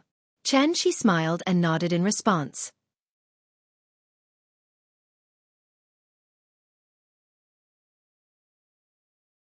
Chapter 73. Maybe because of the holiday syndrome, when Xianxia woke the little fellow up this morning, she actually stayed in bed for a long time. At this time, he couldn't spoil her anymore. So even if the little fellow didn't want to open her eyes, Xianxia had to get up and wash up with her. After washing up and eating, after dawdling for a long time, the little fellow was reluctantly carried out of the house by Xianxia. On the way to the kindergarten, she suddenly asked timidly, "Papa, can I not go to kindergarten?" No. Xianxia's attitude was now very firm. For children, he couldn't be too spoiled. The little fellow pouted and struggled to let go of Xianxia, but Xianxia didn't ask and directly carried her to the gate of the kindergarten. Teacher Wang smiled and said hello to Xianxia. Xianxia wanted to give the little fellow to her. But at this time, the little fellow suddenly broke out. She burst into tears and shouted that she didn't want to go to kindergarten. After several times of comforting, Teacher Wang had to take the father and daughter to the lounge next door, and then let Xianxia persuade her. This situation was very common in kindergartens. After Xianxia's patient and earnest teaching, the little fellow finally calmed down, and then said with a pitiful look, "Papa, you have to pick me up." "Don't worry. Papa will pick you up on time. Good girl, you have to listen to the teacher, okay?" After more than half an hour, Xianxia finally sent the little fellow back to the classroom. Out of the kindergarten, the big cat was already standing under the tree and waiting. Xianxia threw it a simplified Peiyuan pill that she had made last night, and it was so happy that it jumped back and forth between the trees. "You are a pet, and pets can't enter the kindergarten, so you have to stay outside and don't go in, okay?" Meow. Seeing the big cat jump to the pillar on the wall of the kindergarten and lie down, Xianxia was relieved and left by taxi. Xianxia had already refined the simplified version of the Peiyuan pill last night. Although Ning Zhonghua hadn't come to get the medicine yet, he had transferred the 10 million yuan in advance. With money, Xianxia's plan could begin to be carried out. First, he had to find a storeroom. There was a shanty town less than a kilometer behind Kongju district. The houses there had long been plans to be demolished, but the local residents and the developers had not come to an agreement, so the relocation had not been carried out until now. Xianxia took a taxi and looked around. Then, he chose an old house by the street. The house was a little old, and the roof was still tiled. It was 3 stories high and had a small courtyard. There was a fence and an iron gate. It looked pretty good. The landlord was an auntie, and she asked for 2,200 yuan a month. Xianxia was rich now, and he didn't know if it was a good deal, so he didn't even ask for the price, and directly paid half a year's rent. Including the deposit, it was a total of 15,400 yuan. After Xianxia paid, the auntie quickly stuffed the key to him. Then, without mentioning the contract, she went back to the mahjong house next door with a cigarette in her mouth. Xianxia hadn't seen such a boorish style in a long time, so he simply tried the key and checked the rooms one by one. After that, he took a taxi and set off again. This time, his destination was the Chinese medicine market next to the Xingwang Temple. This was the largest Chinese medicine wholesale market in Zhonghai. The medicine here was not bought by the kilogram, but by the kilogram. Xianxia bought 100 kilograms of cordyceps pupae, but the boss thought that it was too little, and only gave him 20 yuan less per kilogram. The original price was 1,000 yuan a kilogram, and the current price was 980 yuan. Wild baiji was 600 yuan a kilogram, which was 1,200 yuan a kilogram. Xianxia thought it was too expensive, but the boss didn't want to give him less, and said that this was the wholesale price. Well, 100,000 yuan was gone again. Red ginseng was 500 yuan a kilogram, which was much more cost-effective. If he bought 100 kilograms, the boss would give him a discount, and he could take it home for 40,000 yuan. Relatively speaking, ginseng was not that expensive. 600 yuan a kilogram, and 100 kilograms would only cost 60,000 yuan. Xianxia bought as he shopped. It wasn't that he didn't have rich customers like him, but it was very rare. So, he became famous after a while. Xianxia only bought the best quality and the oldest. So, many bosses took out their treasures and followed behind him to promote their medicine. In fact, whether it was artificially bred or natural, there was not much difference in Xianxia's eyes. He only cared about one thing, and that was how much spiritual energy was contained in the medicine. Because he bought too much, Xianxia couldn't transport these medicine back. Jianghu prohibited trucks from entering and leaving between 6 in the morning and 2 in the morning, so he could only pay the deposit first. At night, the medicine bosses could send him the medicine he bought today. When Xianxia arranged everything and returned to the kindergarten, it was already 3:30 in the afternoon. Big Cat was still dozing in the sun on the pillar of the wall. The little girl was happily playing eagle catch chicken with the other children under the guidance of the teacher. Xianxia stood outside the wall and looked at the little girl's happy face through the fence. In an instant, even his mood was much better. Zhonghai, Binjiang Club. Binjiang Club was jointly founded by several rich people in Zhonghai, and Ning Zhonghua was one of the founders. As the top and most high-end private club in Zhonghai, Binjiang Club was also the most low-key private club in Zhonghai. Every member of Binjiang Club could be called a real rich and powerful person. They could be well-known entrepreneurs, capital tycoons, scholars, heroes, and political leaders. In short, this was an elite gathering point composed of political celebrities, business celebrities, cultural celebrities, and social celebrities. Binjiang Club was famous for its Jianghu. On the dining table, there were lively Jianghu dishes, and in the business field, there was a chivalrous Jianghu token. Every member had their own Jianghu token. If the holder of the Jianghu token was in any emergency, as long as the token was shown, the chairman had the obligation to convene a hero assembly, to organize all members to discuss countermeasures and help the holder through the crisis. Moreover, each member only had one chance to use the token. Binjiang Club was not open to the public, and to become a member, one had to go through layers of assessment. Now there was a saying that without the Jianghu token, no matter how rich you were just a country bumpkin who was excluded from the core circle. On this day, Ning Zhonghua, as the founder, suddenly called a meeting. So early in the morning, when Ning Qiutong saw Ning Zhonghua put on a three-piece suit and came downstairs, she was so scared that the coffee cup in her hand almost fell to the ground. "Dad, what are you doing?" Ever since Ning Zhonghua came back from Nanyang 3 years ago, he had never worn a three-piece suit. He dressed like a retired old man all day long. Now, he suddenly changed into a three-piece suit, with a tie, leather shoes, and neatly combed hair. The sudden change in style made Ning Qiutong unable to accept it. "Hee, how is it? Dad is handsome, right?" "Handsome." Ning Qiutong looked at her father, who suddenly became more energetic, and asked curiously, "Dad, what are you doing?" Hearing this, Ning Zhonghua smiled mysteriously, shook his head, and did not answer. Seeing this, Ning Qiutong immediately stomped her feet. Just as she was about to act coquettishly, Ning Zhonghua made a shushing gesture at her, and then said mysteriously, "Don't ask. Dad is going to do something serious, so I won't accompany you to eat breakfast." After that, without waiting for Ning Qiutong's reply, he quickly walked out of the house, then got into the Maybach S600, and slowly left Jinjiang Resort. Ning Qiutong stood at the door and watched the car gradually go away, but her brows were slightly furrowed. What kind of song was this? Thank you to Ning Xiaojia, the nouveau riche girl, for the 50,000 reward. Jiajia is a nouveau riche. I have to hug her tightly.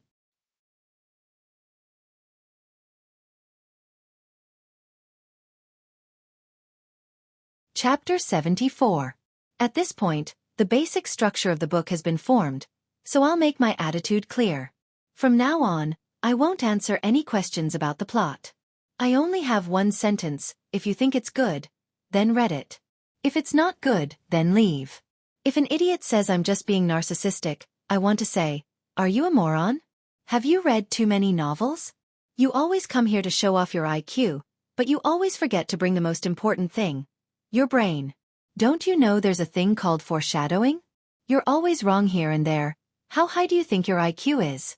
Honestly, sometimes when I see your comments, I feel like laughing.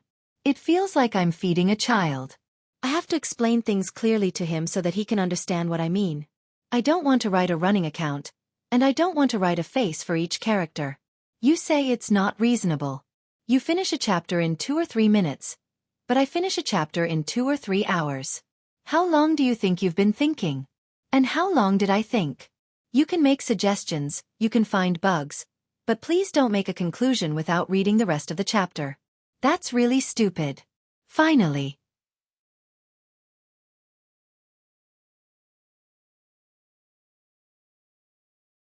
Chapter 75. Ning Zhonghua looked around with satisfaction. Seeing that the atmosphere in the venue had reached the level he wanted, he slowly said, "Let me make it clear first. Although this medicine can cure all diseases, it can't change one's fate. For example, a patient with advanced cancer who is half a step away from death's door will only be able to extend his life for a while after taking it. It won't cure him completely." Speaking of this, Ning Zhonghua chuckled and said, "After all, this isn't an elixir refined by Taishang Laojun." Everyone was amused by him. Previously, when they saw his solemn expression, many people really thought that his medicine could bring the dead back to life. In short, no matter what illness you have, as long as it hasn't deteriorated to the middle or late stage, your condition will naturally improve after taking this pill. This is a rare opportunity, so I suggest that everyone here should think about it carefully. After all, the youngest among us should be above 45 years old. Money can be earned again, but you only have one life. Even if you're healthy and don't get sick at all, you can buy it and keep it as insurance, right? After that, Ning Zhonghua stood quietly on the stage, giving all the members time to think. Everyone was discussing in low voices. Ning Zhonggua's introduction was very general, and they couldn't test the medicine, so everyone was still a little confused. After about 2 minutes, Ning Zhonghua coughed softly and announced, "Next, I'll talk about the specific process of the auction. There's a screen in front of you that will automatically turn on later. Then you can fill in your bid on it. You can increase the price at any time during the auction. When the price stops at a certain number for more than 2 minutes, the transaction will be considered a success. The starting price is 1 million. Then, let's begin." As soon as he finished speaking, all the screens in the venue lit up together, including the big screen behind Ning Zhonghua. It suddenly changed to another image. At the top was the first one, and below it was a series of blank lines. After a member tried to enter 1 million, the big screen instantly showed a bidding ranking list. First place, 1 million. TSK. Old Ning really knows how to play. Seeing this, a big boss sitting in the front row laughed and joked with the person next to him, then pressed a series of zeros. The number on the ranking board suddenly jumped, and the number at the top suddenly became 10 million. My wife has diabetes and high blood pressure. It's not serious, but it still affects her normal life. I hope old Ning's medicine is really as effective as he said, hee hee. After pressing the number, the big boss didn't even look at the big screen. Instead, he continued to chat with the few members next to him. Looking at his indifferent expression, it seemed more like he was supporting Ning Zhonghua. Thinking about it, Ning Zhonghua was a well-known business tycoon in Zhonghai. He made such a big fuss just to hold this auction. If the price was too low, he would lose all his face. However, what happened next was somewhat out of the big shot's expectations. Not long after he pressed 10 million, the numbers on the big screen began to jump rapidly. 11 million, 12 million, 15 million, 20 million, 30 million. At first it was 1 million, but later on it was 10 million. By the time he received a reminder and looked at the big screen again, the number on it had already changed to 50 million, a total of 50 million. How long has it been? Less than a minute. The big shot looked a little surprised, as if he hadn't come back to his senses yet. While he was in a daze, the number on the screen had already changed to 55 million. This price had the bidder's name on it. The big shot looked back at the member who made the bid with a little surprise, but he saw that the member looked excited and nervous, as if he was worried that the price would change again. Seeing this, the big shot finally stopped watching the show and began to think about the true value of this pill. None of his family members seemed to have contracted a terminal illness yet, but from the looks of it, buying one to keep at home as a precaution wasn't a bad idea? Thinking of this, the big shot couldn't help but change his expression. He finally pressed a series of numbers on the screen seriously. 60 million. This price should be about right. The big shot pondered. However, when he looked up at the big screen again, he still wasn't the highest bidder. 65 million in cash. This wasn't a small number. And there were 9 more. So the big shot wanted to stand up and ask everyone present, "Is this necessary?" Before he could ask his question, the big screen gave him an answer that he didn't want to see. 70 million. When this number appeared, it was like a bucket of cold water was poured over everyone's heads. The atmosphere in the venue also cooled down a lot. This wasn't a project investment through the company. This was a private payment in cash. 70 million in cash was indeed a bit too much.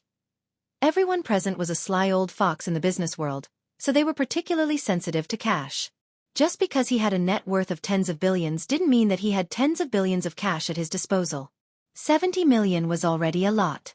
It was time to think about whether it was worth it or not. Ning Zhonghua stood calmly on the stage.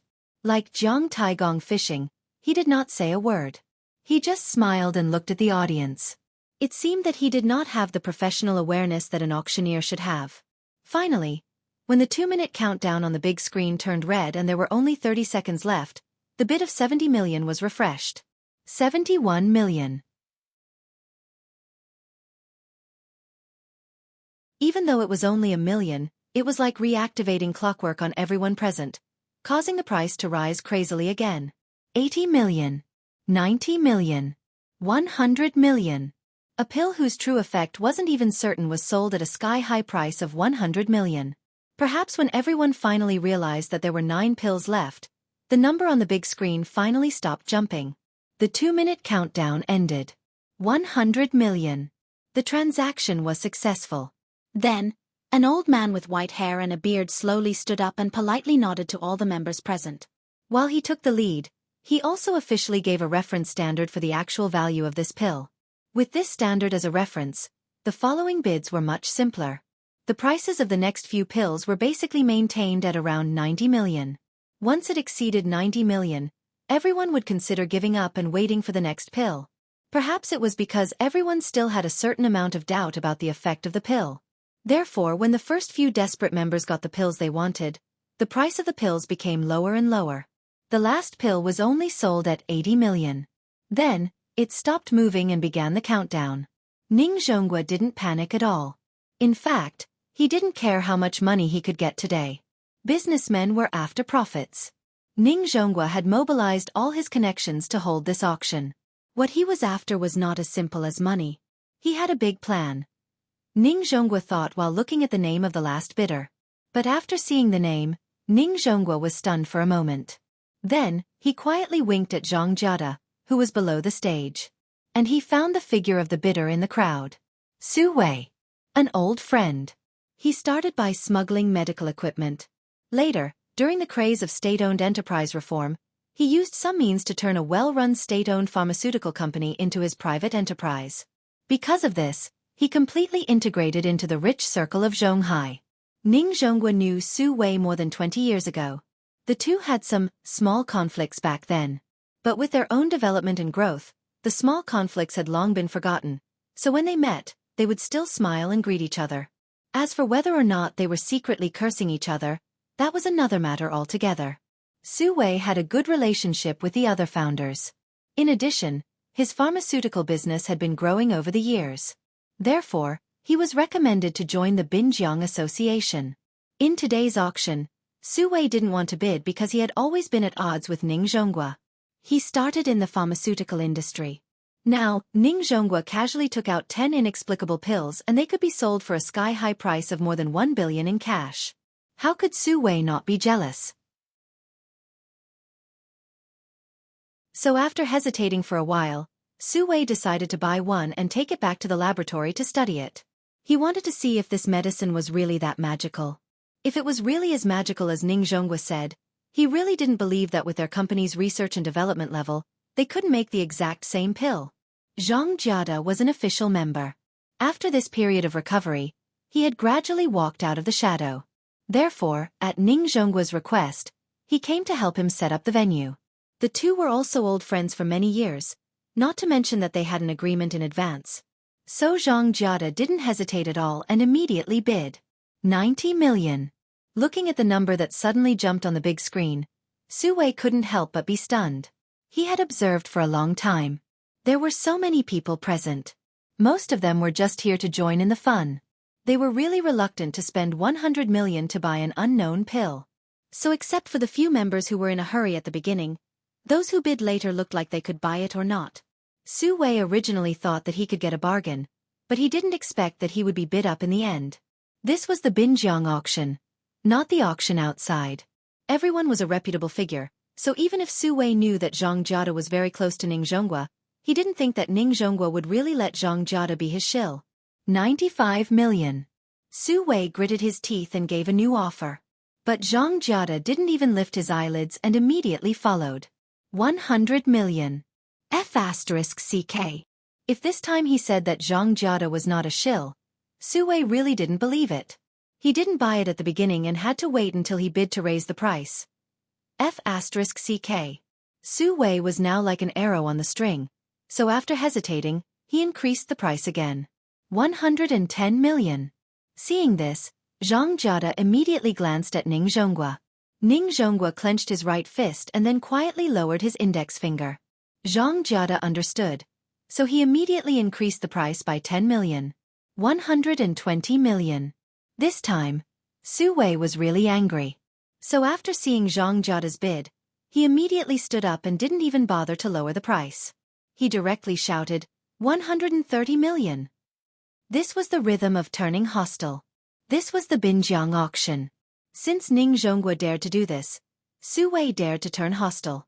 If Zhang Jiada increased the price again, even if it was 1 yuan, Su Wei would flip the table today. Everyone present was smart. Some of the big shots who knew some of the secrets had long understood that Ning Zhonghua was deliberately tricking Su Wei. Ning Zhonghua wasn't really greedy for that little money. He did this purely to annoy Su Wei. So, a big shot closest to Ning Zhonghua immediately coughed and shook his head slightly. That was enough. And Zhang Jiada already understood Ning Zhonghua's meaning, so he didn't increase the price and let Su Wei win the last pill at 130 million. The auction was over. After Ning Zhonghua glanced at everyone present, he slowly walked down the steps. He didn't even want to avoid arousing suspicion and directly sat next to Zhang Jiada. After the two looked at each other, they suddenly burst into laughter. And Su Wei fiercely stared in Ning Zhonghua's direction. The grudge between them had already grown big. 10 simplified version of the energy cultivation pill that was only fit to be eaten by the big cat as a snack. After Ning Zhonghua changed hands, it actually sold for a sky-high price of close to 1 billion. And as the hidden expert that Ning Zhonghua mentioned. At this moment, Xianxia was standing in the courtyard she had just rented. Looking at the mountain-like pile of medicinal herbs, she smiled slightly. This time, he must remember to add honey and sugar. There are too many numbers in this chapter. I'm afraid that you'll say that I'm lame, so I combined it into a chapter of nearly 4,000 words. So today is the third watch.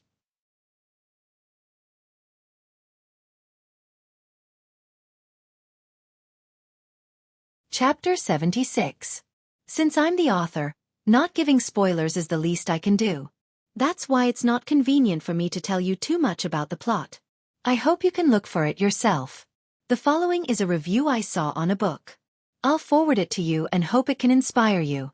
The author has already said in Qidian that there is only one female lead, Qin Ruoying. In the book, Auntie Zhang said that Qin Ruoying left a message. If you come back and I'm not back, don't look for me and don't go to my house because I won't go home. From this, it can be seen that the female lead is not at home, but in a hidden sect. Combined with the female lead's appearance, see Chapter 31. The female lead's pregnancy should have aroused the sect's anger, so the female lead was put under house arrest. In the book, the yellow-dressed girl Hao Qing seemed to be kind enough to reveal the news to the female lead, but she had ulterior motives. After that, the female lead pretended to hate the male lead, and her hatred did not diminish, so as to eliminate the sect's malice towards her daughter and her husband. After the yellow-dressed girl, Hao Qing, left, the author deliberately described the words, creak. The door closed again. It also pointed out the deeper meaning of the female lead's house arrest. After the yellow-dressed girl left, the author wrote, there was no longer any anger on her face, only an unspeakable confusion and sorrow. Suddenly, a crystal-clear tear fell from the corner of her eye. The female lead was confused about why the male lead suddenly appeared after disappearing for 5 years, and where he went before that. She was sorrowful because she hadn't seen her daughter for 4 years, and she didn't know if she would recognize herself when she saw her again. The last tear did express her longing for her daughter and husband.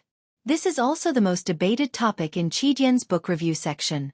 It's about the female lead not being a mother, leaving her daughter behind and running away. Reading civilly, thinking rationally. The female lead's foreshadowing is a bit deep, but the bookworm should be able to see it easily. In my opinion, the interaction between the father and daughter is not as good as Literary Dad. However, the plot is indeed different from Literary Dad. There are too few chapters in this book, so I can't judge the details of the plot. The two books can't be compared, because the style is different. There are many writing techniques, such as flashbacks, interludes, foreshadowing, etc. Maybe I don't have enough strength to write that kind of flavor, but I still hope that you can understand what I want to express. To be honest, I really don't want to write some pretentious face-slapping routine, although I have a deep understanding of this. If you are more attentive, you should be able to notice that there is a difference between the way I wrote the first 40 chapters and the last 40 chapters.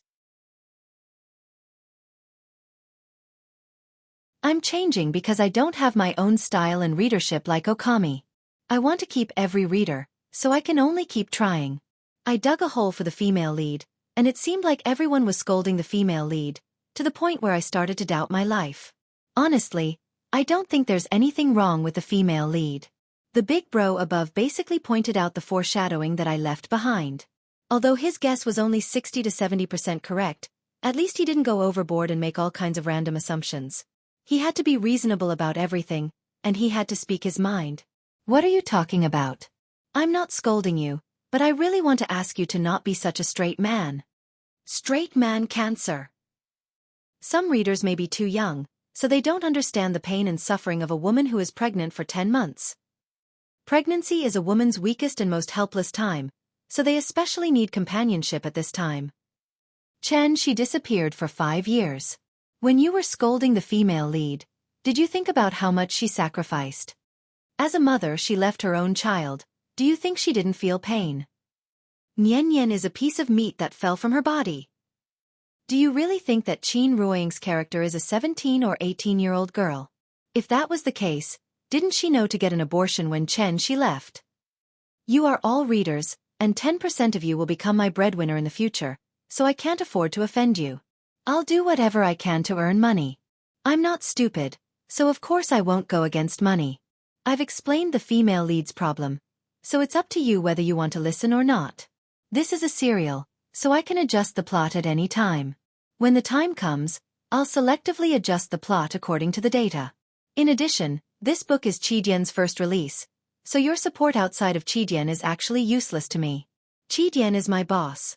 Of course, as long as you support me, I'll thank you in advance. I'm very happy to see you pirating and scolding each other. So, thank you for your support. I don't dislike pirated readers, so I put up the comments for you to see. I really didn't expect that when most of Qijian's comment section was scolding the female lead, there would be a more fair and objective comment in the pirated comment section. Sigh. This book's reader group. 511793123.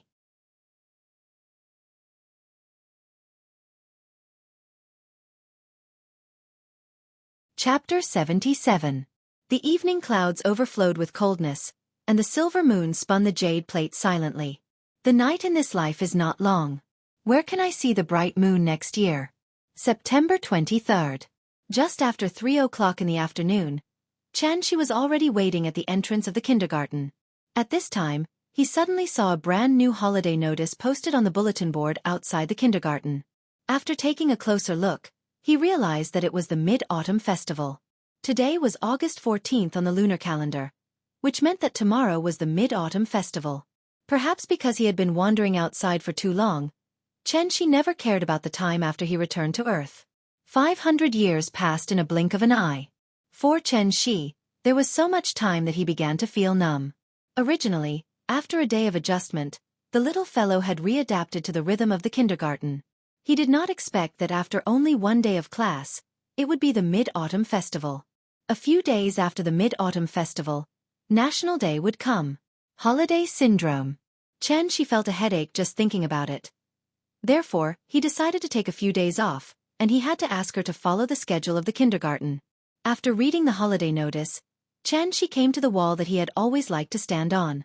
A person and a cat, as usual, looked at the playground of the kindergarten across the wall.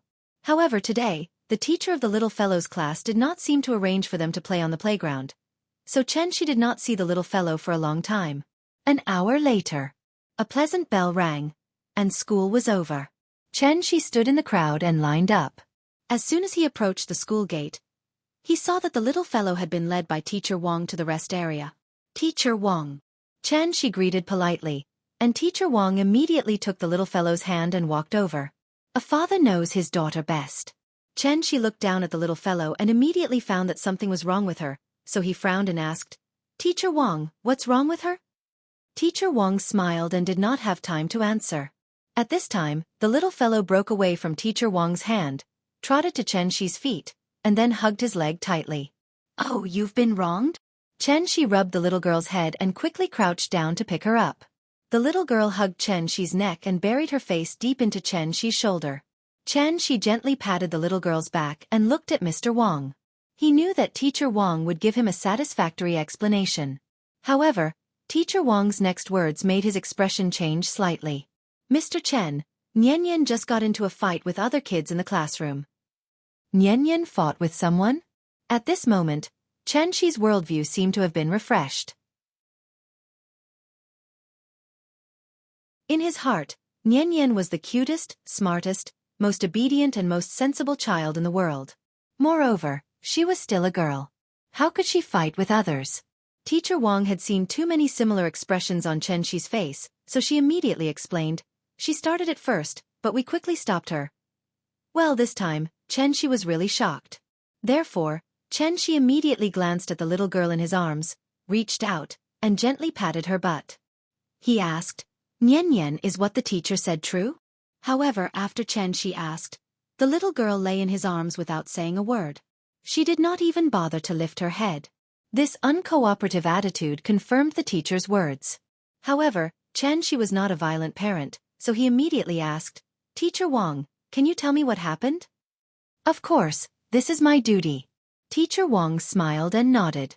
Then she said, today is the last day before the Mid-Autumn Festival, so the school will prepare some mooncakes for the children. In the process of distributing the mooncakes, she suddenly hit the child next to her, and then the two of them started pushing and shoving. After Teacher Li saw it, she immediately pulled the two of them apart. However, when we asked for the specific reason later, Nian did not say anything. The other only knew how to cry, saying that Nian hit him. Generally, when this kind of situation happens, we will inform both parents, hoping that the parents will guide the children correctly. After all, children spend the most time with their parents. Children around 4 years old were already exploring ways to interact with others. This process was like a child learning to speak. They would speak the human language with humans and the animal language with animals. Therefore, the correct adult demonstration was very important. When a child knew right and wrong, it was possible to develop the ability to deal with problems and self-control in social conflicts. For children born in a normal environment and upbringing, physical contact and conflicts before the age of 6 were not malicious fights, but to express their emotions at the time. Therefore, when a child used physical contact to express their dissatisfaction, the adult needed to intervene as early as possible to guide them. Although Teacher Wang's words were a little tactful, Xianxia still understood. Therefore, he could only smile awkwardly. We did not find out the specific reason for the fight, so I hope that you can have a good chat with your child when you get home. Perhaps she was afraid that Xianxia would indiscriminately hit the child when he got home, so Teacher Wang quickly added, Nian is a good child. I believe that she must have been wronged, so she impulsively used such an inappropriate way to vent her dissatisfaction. After saying that, Teacher Wang gently touched the back of the little girl's head. Then she said to the little girl earnestly, Nian, your father is here. If you have any grievances, you can tell your father, but you must remember that you are not allowed to hit anyone in the future, okay? The little girl did not respond. Xianxia shook his arm and said in a low voice, Teacher Wang is talking to you. Be good, be polite. The little girl still did not raise her head, but she lay in Xianxia's arms and reluctantly made a sound, indicating that she heard it. I'm sorry, Teacher Wang. I will talk to her when I get home. It's okay. It's normal for a child to have been wronged. You can have a good chat with her when you get home, but remember, you must not hit her. I know. Thank you, Teacher Wang. Xianxia nodded and was very grateful to Teacher Wang. Before leaving, the little girl was still hiding in Xianxia's arms, not even willing to say goodbye to the teacher. Xianxia had no choice but to carry her on the way home. After walking for a long distance, Xianxia stopped. He squatted on the ground and slowly put the little girl down from his arms. Then, Xianxia pinched the little girl's chubby little face and said with a smile, "Okay, now can you tell Daddy what happened?" Thank you to the owner of The Wind Blows Down for the 10,000 reward.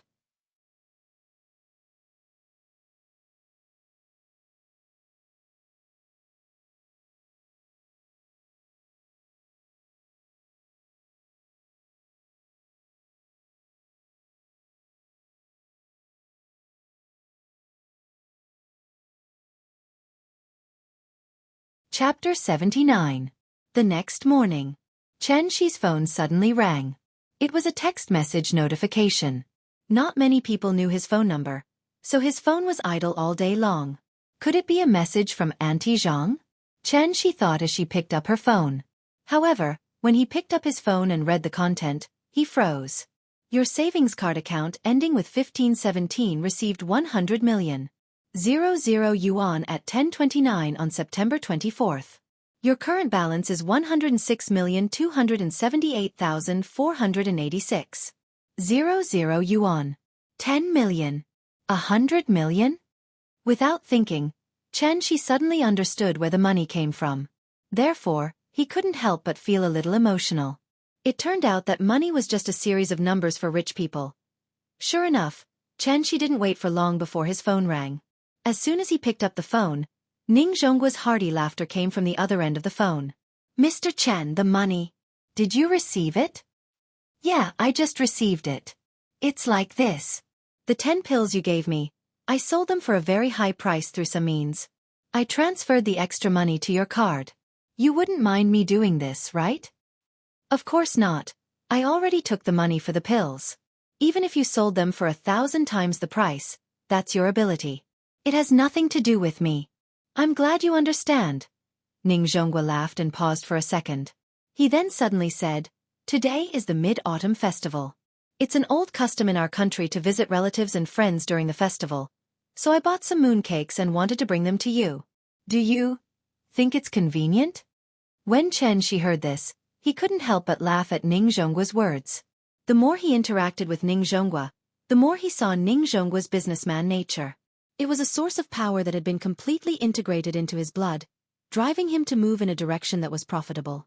In fact, there was no distinction between good and bad in a businessman's nature of seeking profit. There was only a distinction between good and bad methods.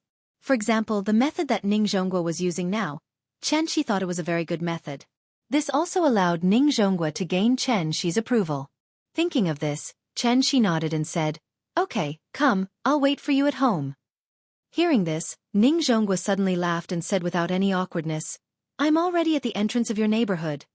Xianxia shook his head with a smile. He was truly speechless at old Ning's eagerness. "All right, wait for me. I'll come and get you." After hanging up the phone, Xianxia touched the little fellow's head and said, "Daddy will be out for 2 minutes and we'll be back soon. You just sit here and don't run around, okay?" Yes. The little fellow was busy watching the wonderful cartoon at 10:30 p.m. She didn't even turn her head. She just nodded and agreed. Xianxia gave the big cat a look, then walked to the door, changed his shoes and left.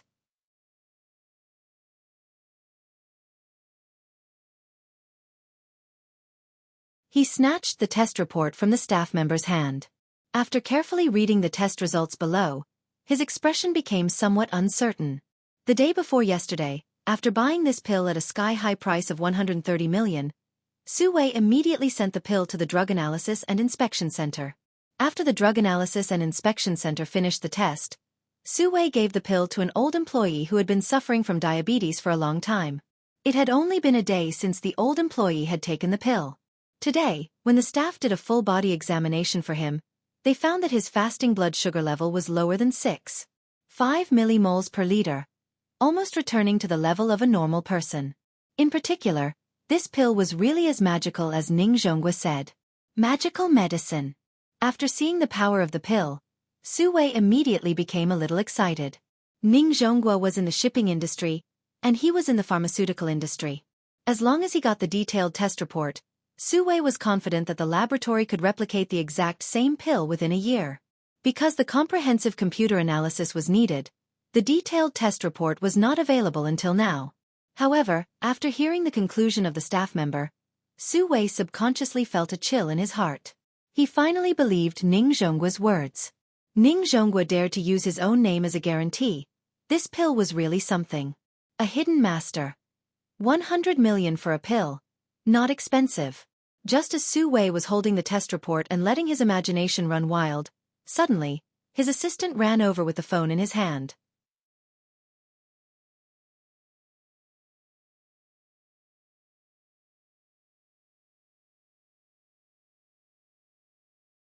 Its filling was like glutinous rice, soft but not sticky to the teeth. There were also some coconut-like things mixed in it, which was very delicious. To be honest, this thing could not be considered a mooncake at all, but a dessert. In Xianxi's memory, mooncakes were supposed to be made of egg yolks, red bean paste, 5 kernels, and lotus seed. Although it wasn't as delicious as the one in his mouth, it was more traditional. Perhaps it was because this mooncake was too delicious. The little girl ate 3 pieces in a row, and then collapsed on the sofa. When Xianxia saw her like this, he knew that there was no need to make lunch today. When she was full, she would naturally start to feel sleepy. The little girl watched cartoons for a while, and unknowingly, she dozed off. Xianxia didn't want to wake her up, so he didn't carry her back to the bedroom. Instead, he gently covered her with a cold blanket. But just as Xianxia was covering the little girl with the cold blanket, his phone suddenly rang. Immediately, Xianxia was startled, and he quickly picked up the phone. The phone call was from Lin Xian.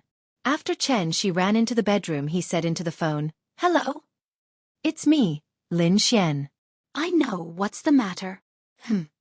It's nothing. I just wanted to ask, do you have any plans for the Mid-Autumn Festival? Her voice sounded a little hesitant. It was slow, but there was a rare gentleness in it. Xianxia thought for a moment, but he pretended to answer casually, "It's nothing. I just let her play too much a few days ago, so I'm going to tutor her at home for the next 2 days to adjust her. Otherwise, she'll cry for half a day when she goes to school." There was a moment of silence on the other end of the phone. Then, Lin Xian's voice became a little lighter.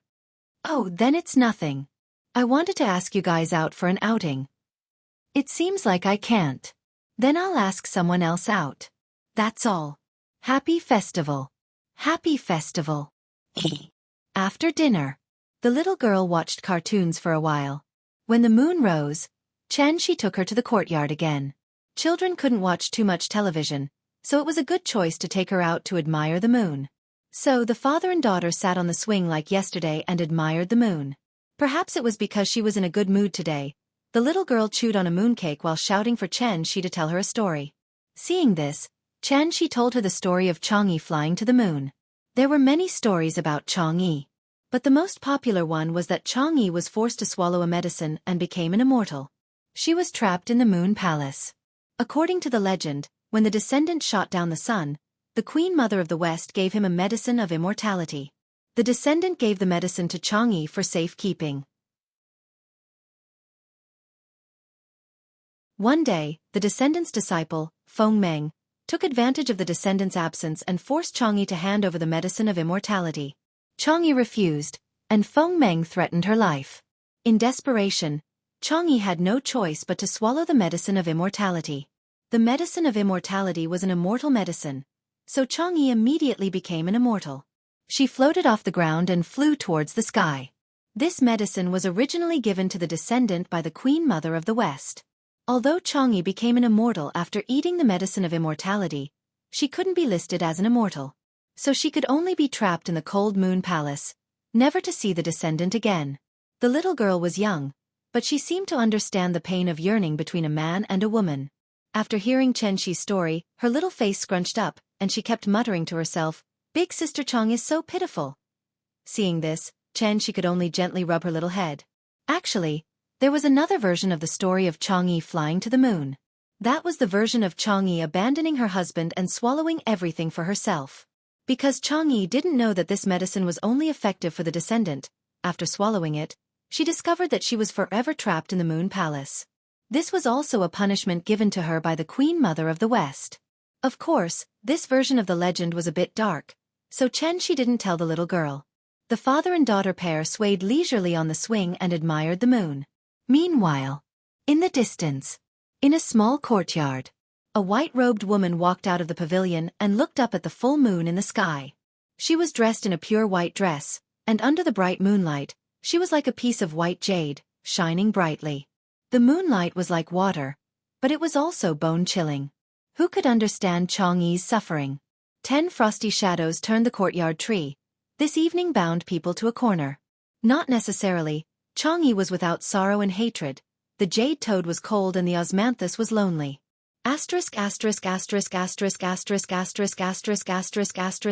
Chapter 76. Someone asked the use of the poem at the beginning, saying, I am water. Now, let me explain. That poem corresponds to this one. Both poems are called Mid-Autumn Moon. One is by Su Shi, and the other is by Yan Shu. Both poems have metaphors. Putting aside the metaphors, these two poems perfectly fit the theme of this book.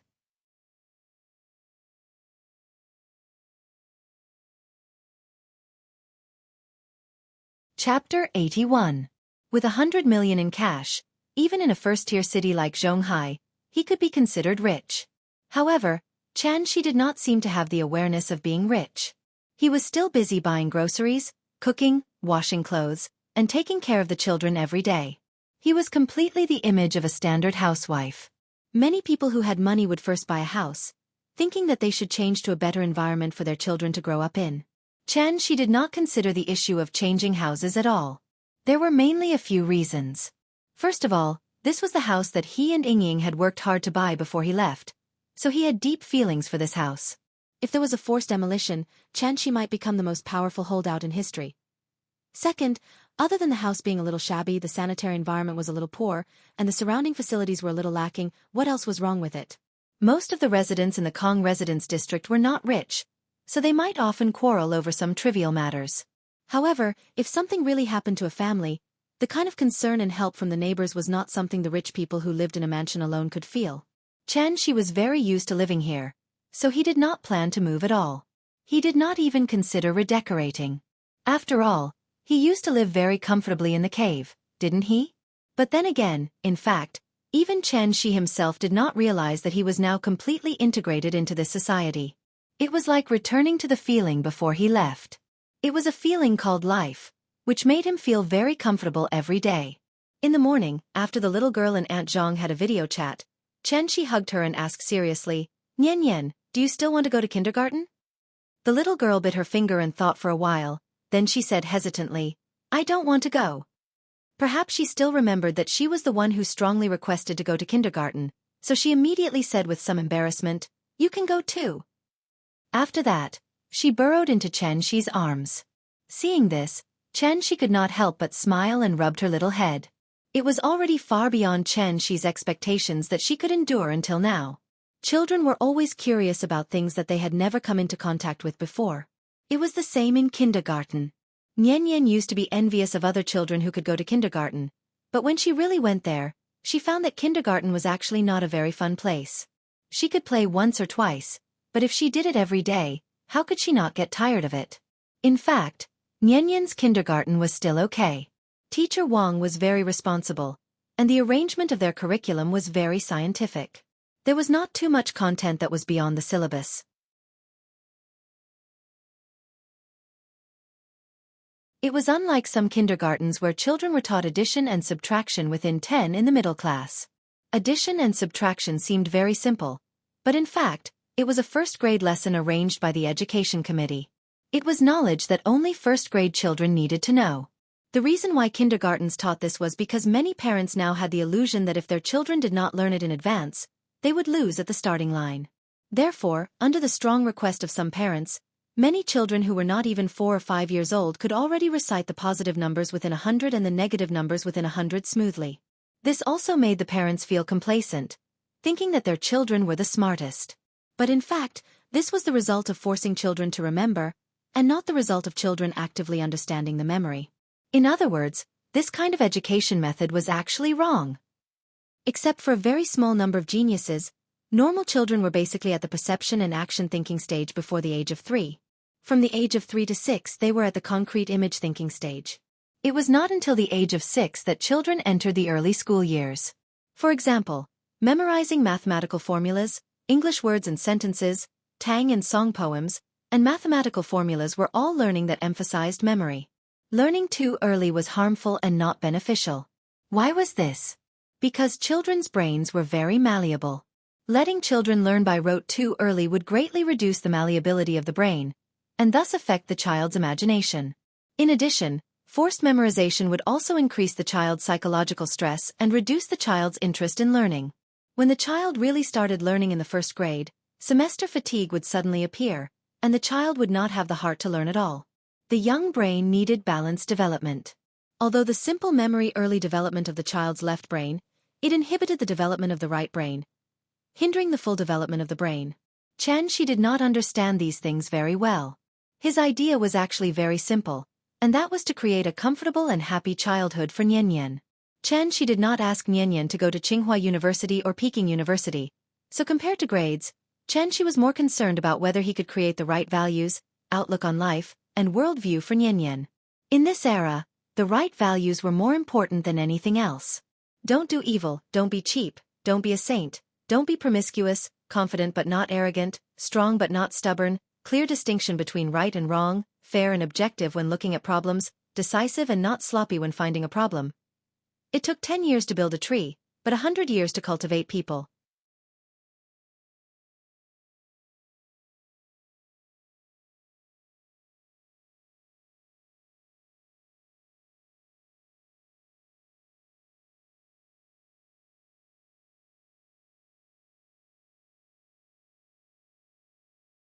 It had to be said that Su Wei was really good at finding people and analyzing information. As a businessman, Su Wei was obviously a successful businessman. Su Wei smiled politely. Just as he was about to say something, Xianxia continued, "This pill is for sale to anyone. I can sell it to you for 10 million per pill. However, you still need to help me find someone. How about that?" Su Wei was a little confused. He felt like this young man in front of him was a bit too direct. He was so honest that he began to wonder if this person was a liar. Xianxia was a secret weapon for Ning Zhonghua. So except for Zhang Jiada, Ning Zhonghua never mentioned Xianxia to anyone. But unfortunately, Ning Zhonghua was just a businessman after all, not a senior government official. So he couldn't hide a secret at all.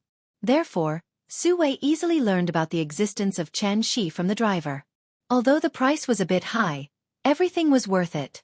When Su Wei learned from the driver that Ning Zhonghua respected a young man very much, he immediately sent people to investigate this young man. Although he was still a little uncertain whether the pill in Ning Zhonggua's hand was obtained from this young man. But there was no doubt that this young man was definitely not simple. Therefore, Su Wei immediately came to visit. What he didn't expect was that this young man actually admitted it directly, and even made his request directly. Xianxia waited for a while. Seeing that Su Wei didn't immediately answer after listening to his request, he frowned and asked, "Is there a problem?" Su Wei just hesitated out of caution. Seeing that Xianxia was urging him, he immediately nodded and said, "No problem." What a joke. That pill in Ning Zhonggua's hand was sold for 100 million. But Su Wei also knew that 100 million for one pill was the price Ning Zhonggua got through the auction. Once the second batch of pills came out, everyone would understand that this pill could be mass-produced. Naturally, it wouldn't be sold at such a high price. Su Wei thought that although it couldn't be sold for 100 million, 30 to 50 million shouldn't be a big problem, right? This was a good deal. Seeing that Su Wei agreed, Xianxia nodded and then shouted into the house, "Big cat, help me get the small white bottle on the table." Then, in front of Su Wei's stunned expression, Xianxia slowly took the small bottle from the big cat's mouth and handed it to Su Wei. 10 pills, 100 million, when will it be paid? Old Tai, you rewarded me with 100,000 coins for 20 chapters? Rich. Unfortunately, I can't eat it. Unless I kill Zhao Yuan's entire family to get enough.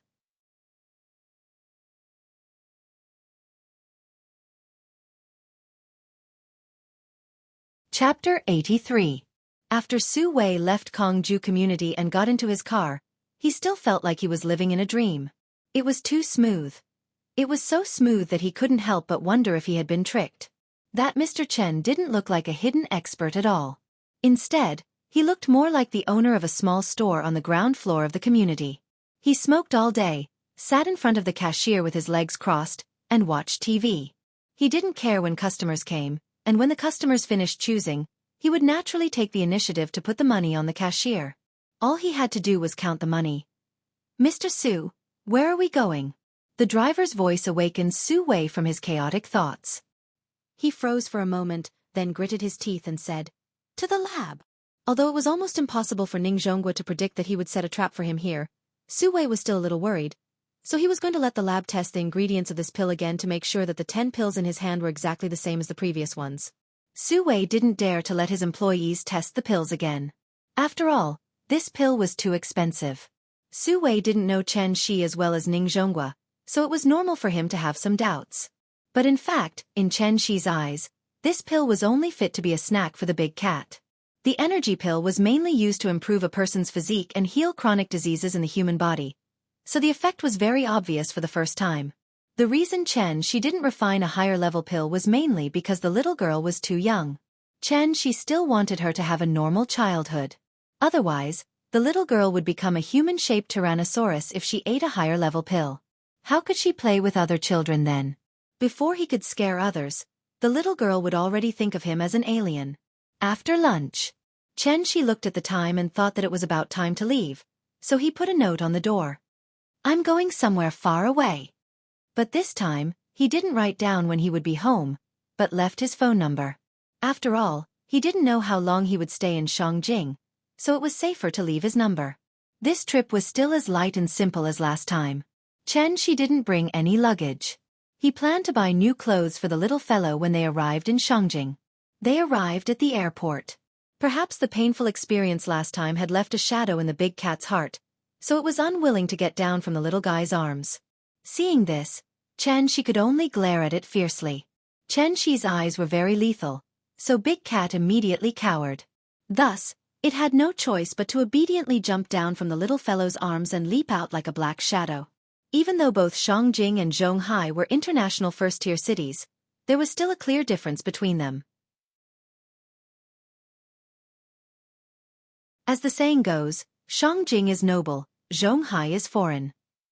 Zhonghai had only been open for about 160 years, but Shangjing was an ancient city with a history of over 3,000 years. Therefore, Zhonghai was still too young compared to Shangjing. Shangjing was an inland city, and there were many industries, so the smog was very serious.